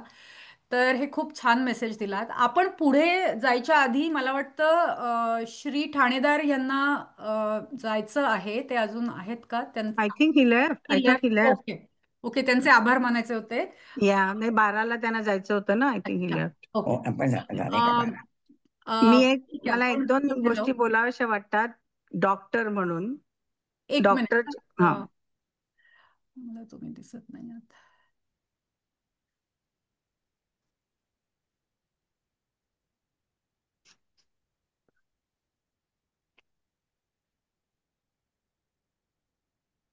हा बोला. की अलीकडे सायकॅट्रिस्ट मिळणं फार कठीण झालंय. म्हणजे लोक मला सांगतात की 6-6 महिने अपॉइंटमेंट मिळत नाही सायकॅट्रिस्टची.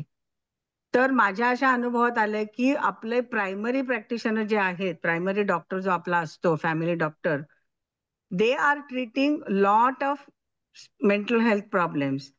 म्हणजे ते अँटी डिप्रेशन चालू करतात, ते अँटी एन्झायटी एजंट चालू करतात, ते काय काय वेळेला सायकोसिस करता सुद्धा ट्रीटमेंट चालू करतात.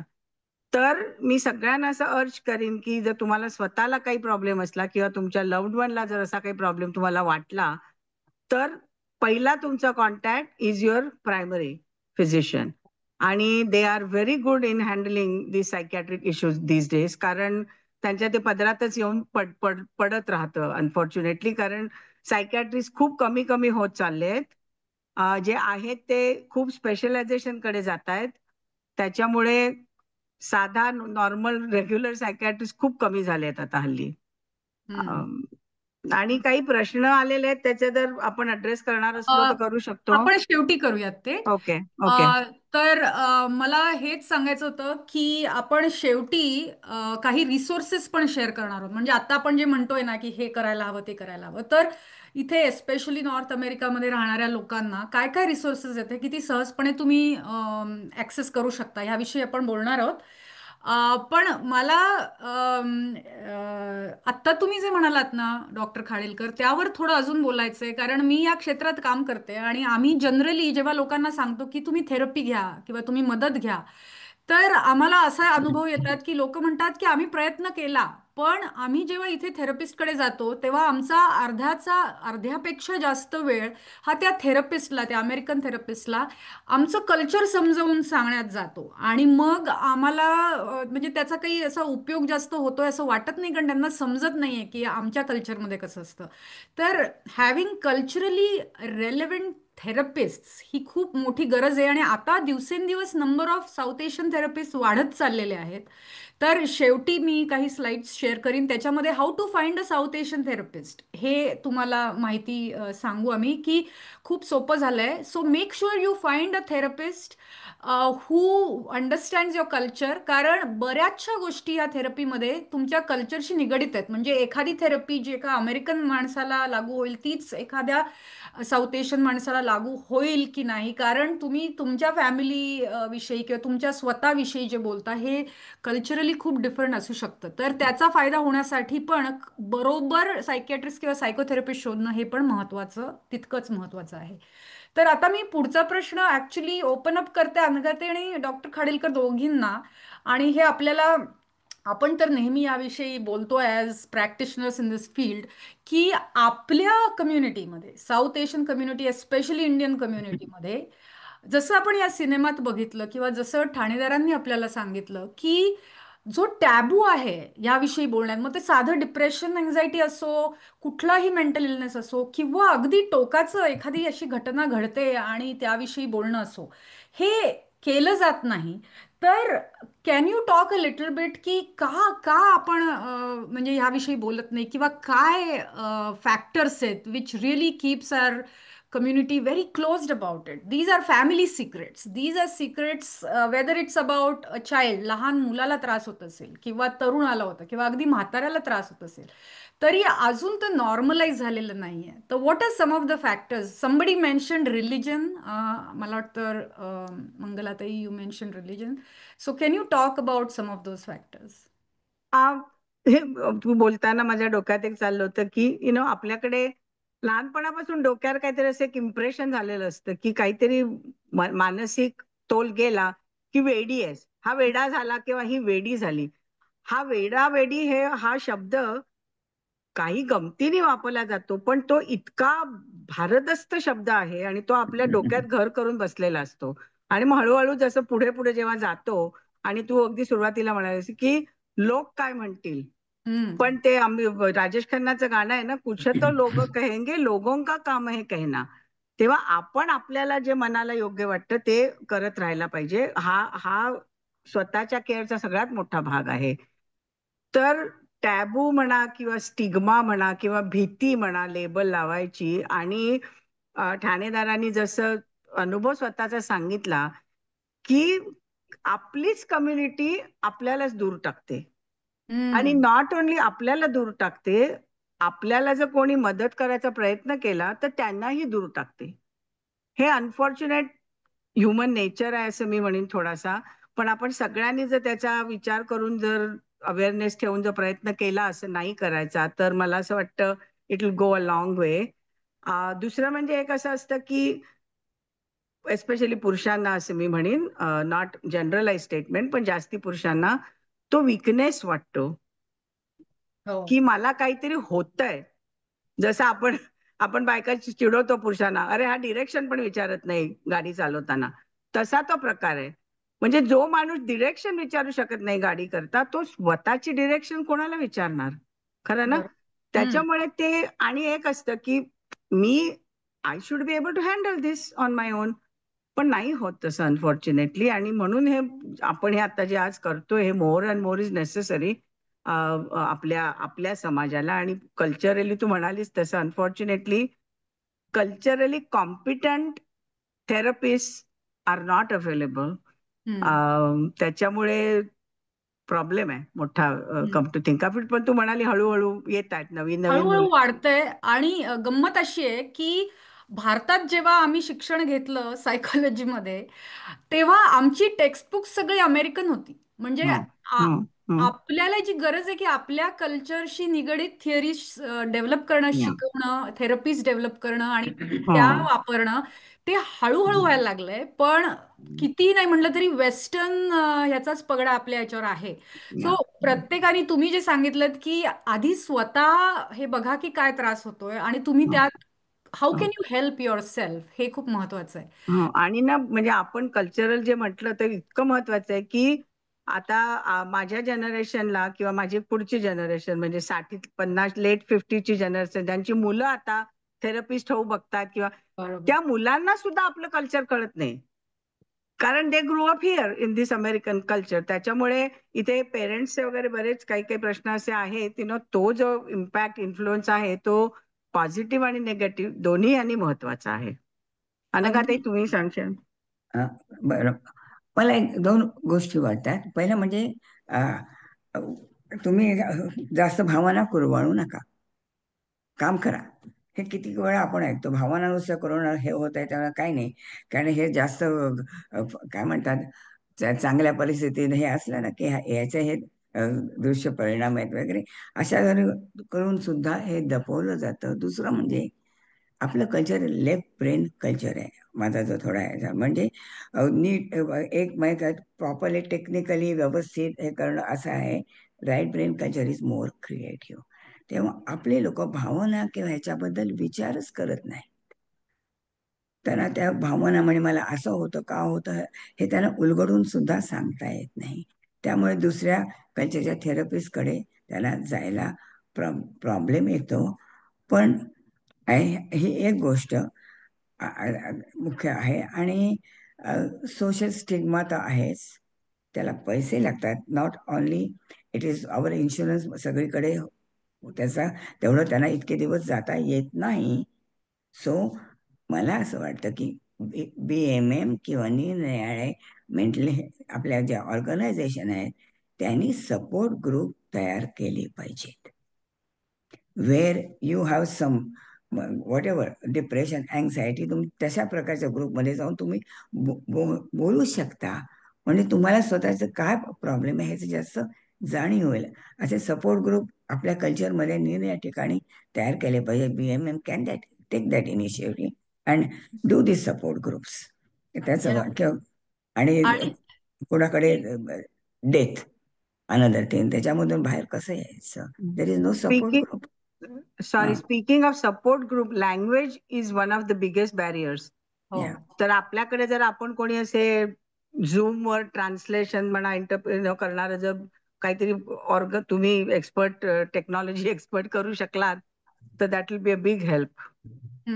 आणि दुसरं म्हणजे मराठीच असं नको, ही सगळी यंग मुलं इथली इंग्लिशमध्येच बोलतात, त्यांना कोण आपल्या भाषेमध्ये ते समजतात.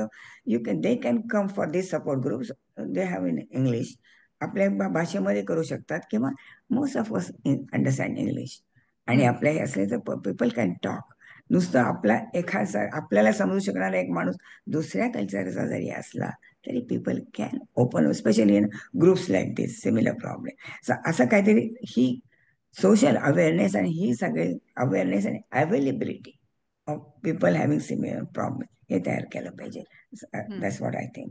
आणि दुसरं कुणीतरी चॅटमध्ये पण लिहिलंय, it is a good reminder, की जसं औषधाच्या बाबतीत असतं की एक औषध तुम्हाला लागू होतं की नाही हे काही काळ गेल्यावर ठरतं आणि मग ते इधर चेंज केलं जातं किंवा त्याचा डोस कमी जास्त केला जातो. त्याचप्रमाणे थेरपिस्ट सुद्धा, you have to shop for different therapist. म्हणजे एक थेरपिस्ट येस. एका थेरपिस्टकडे गेलं आणि तुम्हाला जर वाटलं this is not the right fit, तो try to find other therapist. कारण अगेन सेम थिंग, की तुम्हाला तुमच्या पर्टिक्युलर तुम्हाला ॲज अ व्यक्ती किंवा तुमच्या प्रॉब्लेमवर तुम्हाला मदत करू शकणारा थेरपिस्ट तुम्हाला शोधावा लागतो आणि एक नाही तर दुसरा असं करत शेवटी you can get help. So ते खूप महत्त्वाचं आहे. So please don't give up. आणि ना मी आता हे माझं स्लाइड शेअर करते आणि याविषयी आपण पण बोलू. दिसतंय ना तुम्हाला? येस. ओके. तर जसं आपण म्हटलं की हा आठवडा आणि हा आजचा दिवस ॲक्च्युली मेंटल हेल्थ अवेअरनेस आपण साजरा करतोय. तर एक प्रश्न सगळेजण नेहमी विचारतात की how do we find mental health professionals. तर इथे आता हे एस्पेशली मी इथे राहणाऱ्या लोकांसाठी सांगतेय की जर तुम्ही स्टुडंट असाल तर प्रत्येक युनिव्हर्सिटीमध्ये मेंटल हेल्थ सर्व्हिसेस अवेलेबल असतात तुमच्या ग्रॅज्युएट अंडरग्रॅज्युएट प्रोग्राम्सच्या थ्रू, आणि बरेच सबसिडीज असतात. So please make use of those resources. आणि आजकाल इंटरनेटवर पण आहेत की where you can find help. जर तुम्ही इथे काम करत असाल, if you are an employee working for any company, your work place should have similar access to mental health services. आणि थर्डली, तुम्ही जेव्हा डॉक्टरकडे जातात, your primary care physician will have all the information and will be able to connect you with mental health resources. ज्या प्रकारचं तुम्हाला जर सायकॅट्रिस्टचं referral हवं असेल, सायकोथेरपिस्टचं हवं असेल किंवा इतर काही प्रकारची मदत हवी असेल तर ते देऊ शकतात. त्याच्यानंतर सगळ्यात महत्त्वाचं, तुमच्या इन्शुरन्स कंपनीला कॉन्टॅक्ट करून try to find out what kind of mental health coverage is covered under your insurance. आणि अगेन डिपेंडिंग ऑन तुमचं इन्शुरन्स कुठलं आहे ते वेगवेगळं असेल, पण make sure you can also ask them to give you a list of mental health professionals in your geographic area, किंवा त्यांच्या वेबसाईटवर ही माहिती असते. त्यामुळे please make use of that. आणि त्याच्यानंतर सायकॉलॉजी टुडे हा एक सर्टिफाईड सोर्स आहे की ज्याच्या वेबसाईटवर जाऊन तुम्ही थेरपिस्ट शोधू शकता. त्याच्यामध्ये लिस्ट दिलेली असते.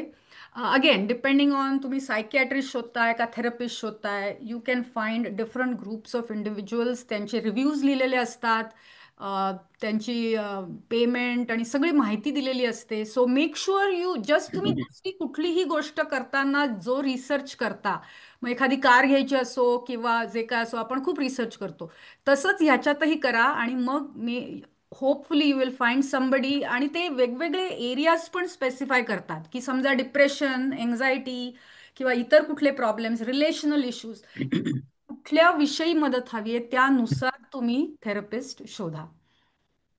त्याच्यानंतर मी जसं म्हटलं की south Asian, especially south Asian therapist जर तुम्हाला हवा असेल तर southasiantherapists.org याच्यावर क्लिक करा. Either on your self or on your laptop or on your computer. आणि इतकी युजर फ्रेंडली ती वेबसाईट आहे. त्याच्यात जस्ट तुम्ही तुमचा झिप कोड टाकायचा आणि ते तुमच्या जवळपास तुमच्या ट्राय स्टेट एरियामध्ये जे काम करणारे साऊथ एशियन थेरपिस्ट आहेत त्यांची माहिती देतात. आणि it is very easy to contact them, make an appointment. तर हे तुम्ही नक्की लक्षात ठेवा. तुमच्यासाठी, तुमच्या ओळखीच्यांसाठी, तुमच्या मुलांसाठी, कुणालाही याचा उपयोग होऊ शकतो. त्याच्यानंतर जनरली आम्ही जेव्हा मेंटल हेल्थ कार्यक्रम करतो तेव्हा आम्ही लोकांना सांगतो की काही नाही तर क्रायसिस लाईन्स आहेत प्रत्येक ठिकाणी, प्रत्येक स्टेटमध्ये, प्रत्येक शहरामध्ये. तर तुम्ही त्याचा वापर करा. एक मिनिट, तुम्हाला दिसतंय ना? हां.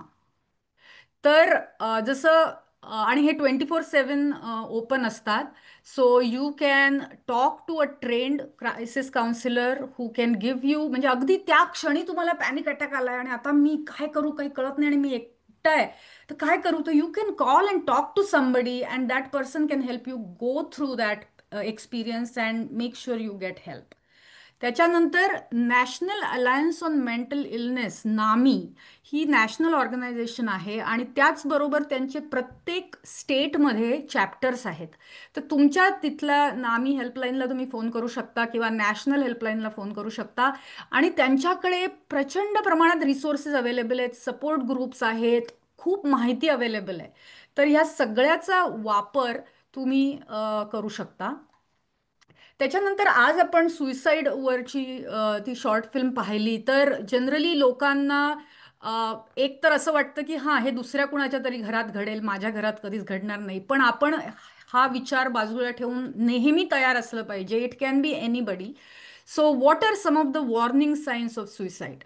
हां, तर जसं ऑलरेडी आपण हे कव्हर केलेलं आहे, डॉक्टर खाडीलकरांनी पण सांगितलं की just make sure you are aware of these things, की hopelessness about future, talking about suicide or making plans for suicide, काही बिहेवियरमध्ये चेंजेस, इमोशनल डिस्ट्रेस वगैरे वगैरे. आणि isolation, generally if you see somebody isolating themselves किंवा there change in sleep, खूप जास्त झोपतायत किंवा अगदीच झोपत नाही आहेत किंवा लॉट ऑफ अँगर किंवा अदर इमोशनल आउटबर्स्ट वगैरे वगैरे. So these are some of the signs to look for help and make sure that person is okay. Again, there are 24-hour lines where you can chat with somebody who can help you, connect you to someone who can help you if you or somebody you know feels these symptoms. आणि अशा बऱ्याच संस्था पण आता आहेत ज्या south Asian community बरोबर काम करतात. ही एक आहे. ॲज अन एक्झाम्पल, तुम्ही इंटरनेटवर तुम्हाला अजूनही सापडतील. So in your local state किंवा city, if you know any organization that works in this area, you can make use of their resources. Specifically anxiety किंवा डिप्रेशन किंवा कुठल्याही बायपोलर कुठल्या ह्याच्यासाठी जर तुम्हाला रिसोर्सेस हवे असतील, तर इथे अमेरिकेत anxiety and depression association of America आहे, त्यांचे बरेच रिसोर्सेस आहेत, त्यांच्या वेबसाईटवर हे करू शकता. आणि अनघाताईंनी जसं सांगितलं, सगळ्यात महत्त्वाचं, आणि आपले जे सर्जन जनरल होते डॉक्टर विवेक मूर्ती, यांनी याच्यावर बरंच काम केलं आहे, पुस्तकं लिहिली आहेत, की loneliness is a pandemic which is affecting all of us. आणि even if you can identify loneliness in yourself or your family members or your friends, you might be very close to helping them. So what is the cause of loneliness? There can be various causes. Again, सगळ्या age ग्रुप्समध्ये हे होतं. It doesn't have to be a certain age group. स्त्री, पुरुष, लहान मुलं, म्हातारी माणसं, सगळ्यांना याचा अनुभव होतो.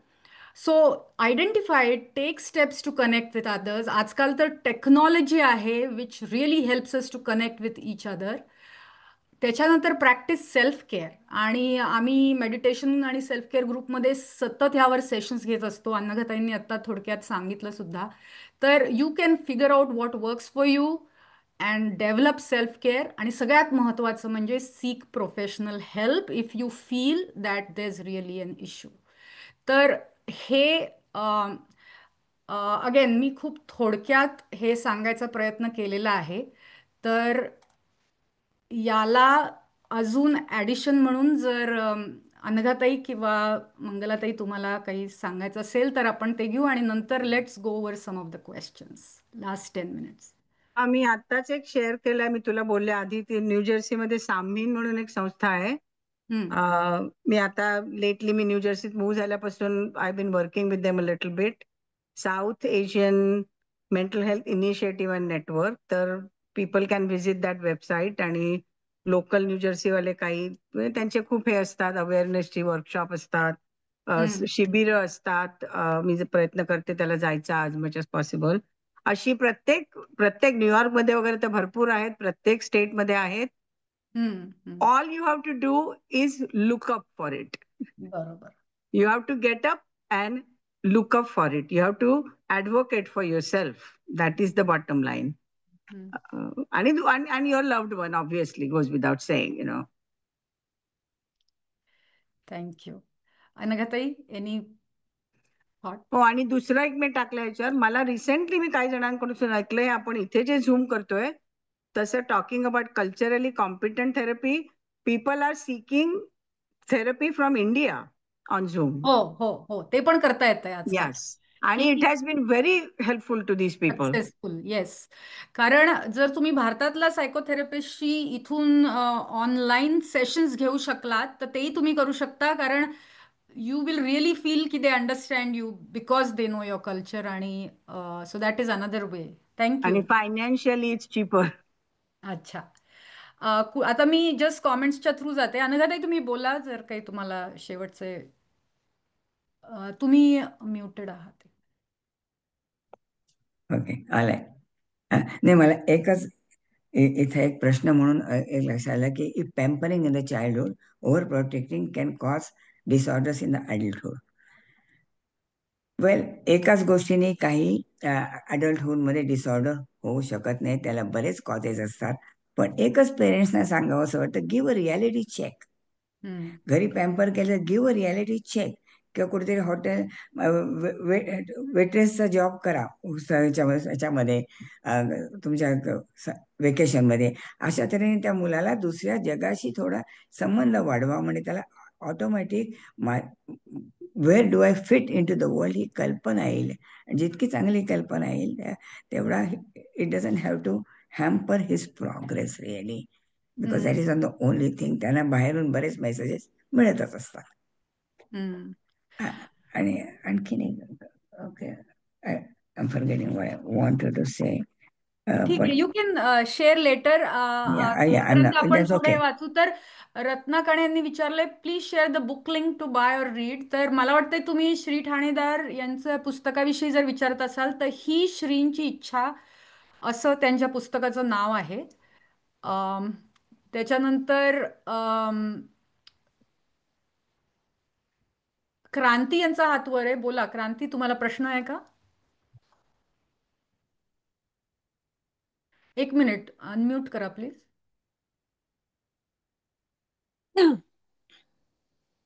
हा, हॅलो, ऐकू येतंय? हो.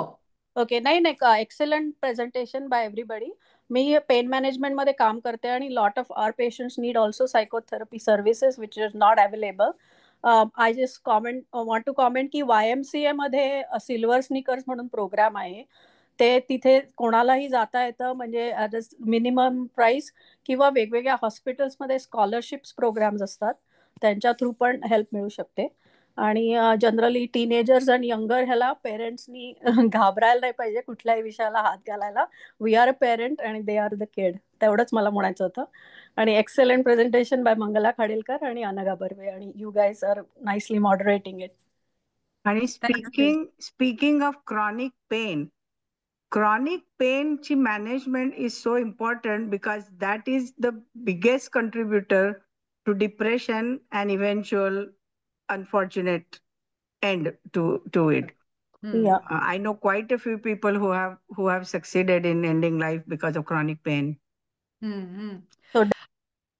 आणि अजून चारू पंडित यांनी विचारलंय की I would love to watch the film, can you share. तर ज्यांनी कोणी फिल्म नाही बघू शकले त्यांना हे सांगेन मी की ही फिल्म श्री ठाणेदार यांनी विविध आपल्या मराठी मंडळातून शेअर करायची परमिशन दिली आहे. तर तुमच्या लोकल मराठी मंडळाला सांगा BMM ला कॉन्टॅक्ट करायला, आणि मग त्यांच्या थ्रू ही फिल्म दाखवून कार्यक्रम करण्यात येईल. ती अशी इझिली अवेलेबल नाही आहे कुणालाही बघण्यासाठी. थँक्यू. सुरेश यांचा हात वर आहे, बोला.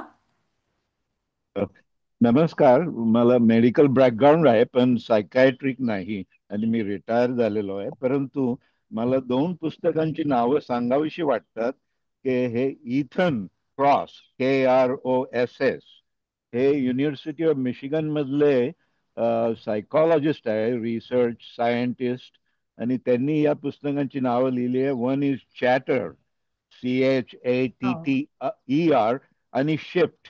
तर चॅटर मी वाचलंय आणि फारच चांगल्या पद्धतीने आपल्या इंडियन पद्धतीने किंवा असं स्वतःशी कसं संभाषण करावं, हे मनातले जे आपले एकमेकांशी बोलणं असतं, जे द्वंद्व असतं, तर त्याला कसं, तर एक सायंटिफिक अप्रोच आहे. पण काउन्सिलिंग इज द मॅटर. आणि श्री ठाणेदार यांना विचारायचं होतं तर स्टेट लेवलला सगळं हे होतं, मेडिकल केअर, मेंटल केअर या देशात. आणि आमचे local senator fine, she is working in Illinois. पण हे काय प्रेसिडेंट ट्रम्पच्या राज्यात सगळं उलट सुलट चाललंय हेल्थ केअर बद्दल. तर आता आपल्यालाच पुढाकार घ्यावा लागेल आणि तुम्ही घेतला, फार सुंदर काम केलं. थँक्यू. थँक्यू.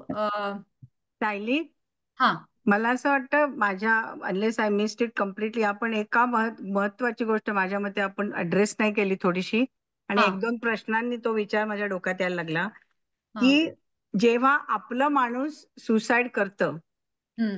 तेव्हा बाकीच्या लोकांना जो गिल्ट राहतो हो.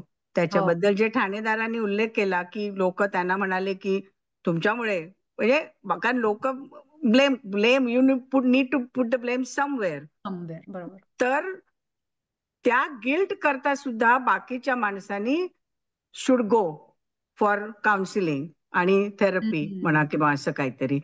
कारण मी अशी उदाहरणं माझ्या पेशंट्स मध्ये पाहिली आहेत की बायकोनी किंवा मुलांनी किंवा कोणीतरी सुसाईड केली आणि स्पाऊसला किंवा आई वडिलांना वाटलं की I am the reason, especially आयांना वाटतं, आणि they have ended up killing themselves without seeking any solution, any treatment. So that is very important to do that. अगदी बरोबर आहे. इंडिव्हिज्युअल थेरपी बरोबरच फॅमिली थेरपी पण खूप Yes. महत्वाची आहे. ॲज अ फॅमिली पण तुम्ही थेरपी घेऊ शकता, की जर असं काही घडलं असेल तर in order to deal with that particular हे. So thank you so much doctor Khadilkar. पण दुसरं म्हणायचं म्हणजे याच्या अनुषंगाने सांगते की डिव्होर्स वगैरे मध्ये बऱ्याच मुलांना ती गिल्ट येते, माझ्यामुळे हा डिव्होर्स झाला, आणि तो दुसऱ्यांना कळत नाही. So be aware of that to find out that child is suffering from guilt. कारण तुम्हाला वर कळत नाही, पण त्याचा डॅमेज त्या मुलाला खूप होऊ शकतो. आणि दुसरं मला म्हणायचं, डोंट वेट फॉर, माझा अनुभव, don't wait for South Asian therapist. तुम्ही ड्रग ॲडिक्शनला ड्रग ॲडिक्टेडच्या मधूनच गेलेला थेरपिस्ट पाहिजे असं नाही. तर if there is a sensitive therapist ज्याला निरनिळ्या कल्चरची माहिती आहे and open minded can deal with your problems much better than just South Indian therapist, बरोबर, साऊथ एशियन थेरपिस्ट. कारण having a open mind is very important. पण अगदीच काही लोकांना ते अनकम्फर्टेबल होतं म्हणून. नाही होत ना. Very good point. तसंच मेल आणि फिमेल थेरपिस्ट मध्ये सुद्धा फरक असतो. So as much as possible take what you want. Addiction वर काही प्रश्न आहेत आपल्याला, तो अडिक्शन वर वेगळाच सेशन करायला वेगळा लागेल. सेशन. हो. एक खूप चांगला प्रश्न आहे की, आणि हे आपण कव्हर नाही करू शकलो, सुनील सूर्यवंशी विचारतात की how can we recognise such individuals earlier within our friends group during conversations and in a respectful non intrusive way offer some meaningful support. Very nice. Mangalatai, तुम्ही. मी म्हणजे पुन्हा अलीकडे मी असं म्हणते की I have stop doing therapy long time ago. कारण 15 मिनिटाचं medication session, that's all psychiatrist do anymore. पण मी तो वाचला प्रश्न, म्हटलं तसं की अवेअरनेस, एखाद्या माणसाला ऑब्झर्व करणं की बाबा पार्टीमध्ये आहे पण एकटा एकटा राहतोय, किंवा जास्ती दारू पितोय, किंवा अवॉइडच करतोय पार्ट्यांना येणं, हे जे गोष्टी असतात, हे फ्रेंड सर्कलमध्ये.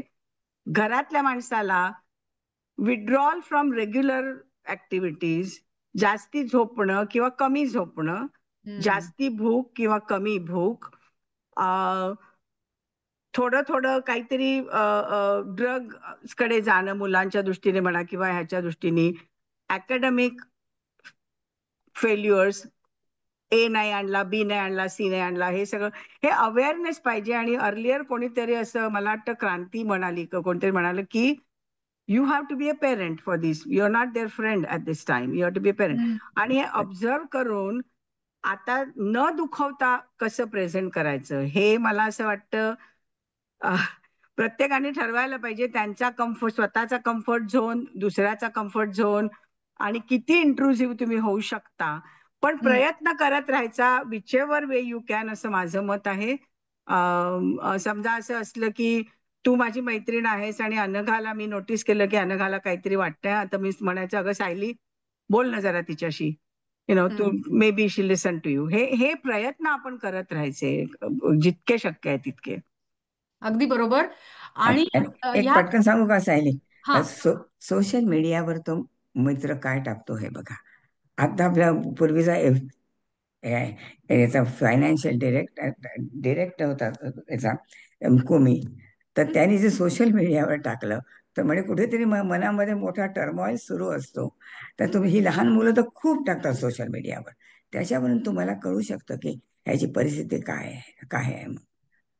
अगदी बरोबर. हा आणि आणि खूप ओके चांगल्या बस. कॉमेंट्स आहेत आणि हे म्हणजे प्रत्येक कॉमेंट एक वेगळ्या विषयाकडे आपल्याला घेऊन जाईल, ज्याच्यावर आपण खूप बोलू शकतो. पण आपला वेळ कमी असल्यामुळे आपण अजून 5 मिनिटं आहेत, पण त्याआधी मला ना श्री ठाणेदार अजून आहेत, तर त्यांना परत एकदा हे करायला आवडेल की तुम्ही अनम्यूट करा प्लीज. आणि त्यांनी इथे त्यांच्या पुस्तकाचं PDF ची लिंक टाकली आहे चॅटमध्ये, जर कुणाला इंटरेस्ट असेल तर ती तुम्ही घेऊ शकता आणि ते पुस्तक वाचू शकता. ठाणेदारजी तुम्ही जर असाल तर आम्हाला कुठे टाकली ग लिंक? चॅटमध्ये आहे, चॅटमध्ये. चॅट. हो ओके.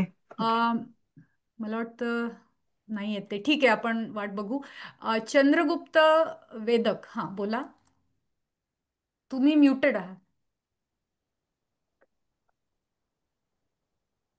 मी चंद्र वेदक. मी शिकागोमध्ये जवळजवळ 45 वर्ष सायकॅट्रीची प्रॅक्टिस करतोय.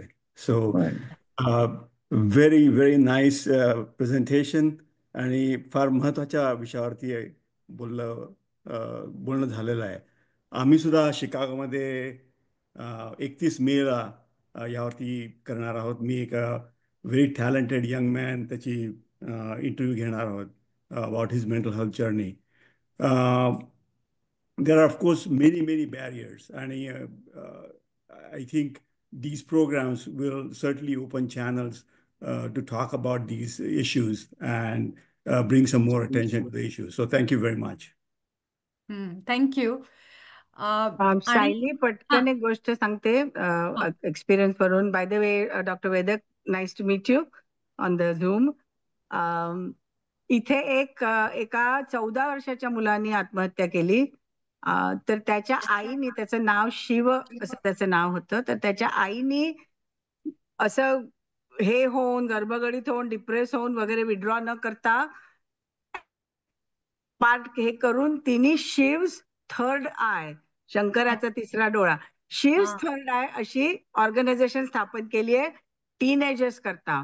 आणि न्यूजर्सीच्या BMM कन्व्हेन्शन मध्ये तिने इनिशिएटिव्ह घेऊन तिच्या धाकटी मुलीनी तिच्या 2 मित्रांबरोबर स्किट्स केले की what these kids face in their life in general. पुन्हा मुलांचं प्रत्येक, आपण एक एक बोलतोय ना, प्रत्येकाचा वेगवेगळा हे होऊ शकतो, सेमिनार होऊ शकतो आपला. तर त्या दृष्टीने people can look it up. शिव्स थर्ड आय अशी ती ऑर्गनायझेशन आहे. थँक्यू. आणि आपला वेळ जवळपास संपत आलेला आहे.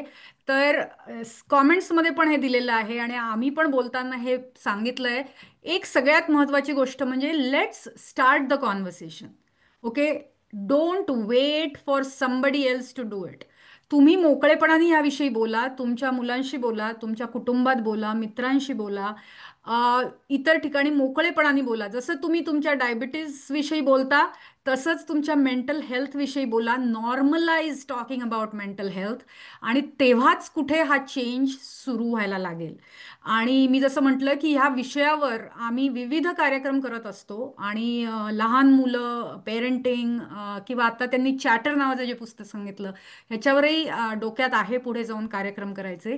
तर आपण ते करत राहू. मी परत एकदा प्रसाद पानवलकर यांना बोलवते की आपण आपल्या कार्यक्रमाची सांगता करूयात. आणि प्रसाद, प्लीज अनम्यूट युअरसेल्फ. धन्यवाद सायली.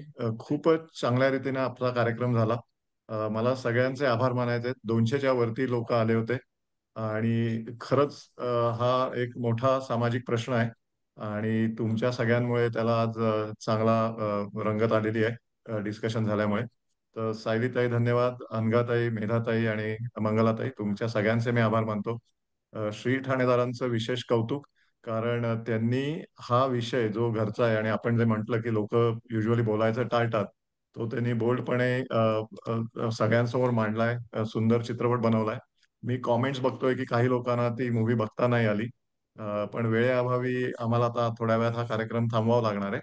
पण तुम्ही तुमच्या मंडळाच्या अध्यक्षांना नक्की सांगा आणि परत एकदा मी रिपीट करतो, सुरुवातीलाही बोललोय मी, की जर कोणी मंडळाचे अध्यक्ष किंवा बीएमएम रिप्रेझेंटेटिव्ह ह्या कॉलमध्ये असतील तर प्लीज प्लीज अगदी मनापासून मी विनंती करतो की हा खूप मोठा प्रश्न आहे आणि तुमच्या मंडळात हा कार्यक्रम घडवून आणा असा टाईप. आणि जी काय मदत लागेल ती बृहन महाराष्ट्र मंडळाकडून मी तुम्हाला देईन. हे पॅनलिस्ट पण तुमच्या बरोबर काम करू शकतील. तर कृपया कळवा. यू नेव्हर नो, तुम्ही एक किंवा त्यापेक्षा जास्त लाईव्ह वाचवू शकता. कारण आपण आता बघितलं, हा न कळणारा विषय आहे, समजत नाही आणि मग अरे परवापर्यंत तर चांगला होता, मी कालच भेटलो वगैरे असं जे आपण ऐकतो, तर ते टाळता येईल. तर हा खूप मोठा प्रश्न आहे. आय एम ग्लॅड की मेंटल हेल्थ अवेअरनेस वीक मध्ये आपण हा कार्यक्रम घडवू शकतो. परत एकदा मला या सगळ्या पॅनलिस्टचे आभार मानायचे आहेत, कारण त्यांनी माझ्या विनंतीला मान देऊन पटकन टॉप प्रायोरिटीवर हा घेतला आणि आपण मेडिटेशन, उत्तर रंग, समाज रंग या तिन्ही इनिशिएटिव्हच्या माध्यमातून एकत्र येऊन हा कार्यक्रम केला. तर परत एकदा खूप खूप धन्यवाद आणि सगळ्यांना चांगलं मेंटल आयुष्य लाभू दे असं आपण प्रार्थना करून थांबूया. धन्यवाद. धन्यवाद. थँक्यू.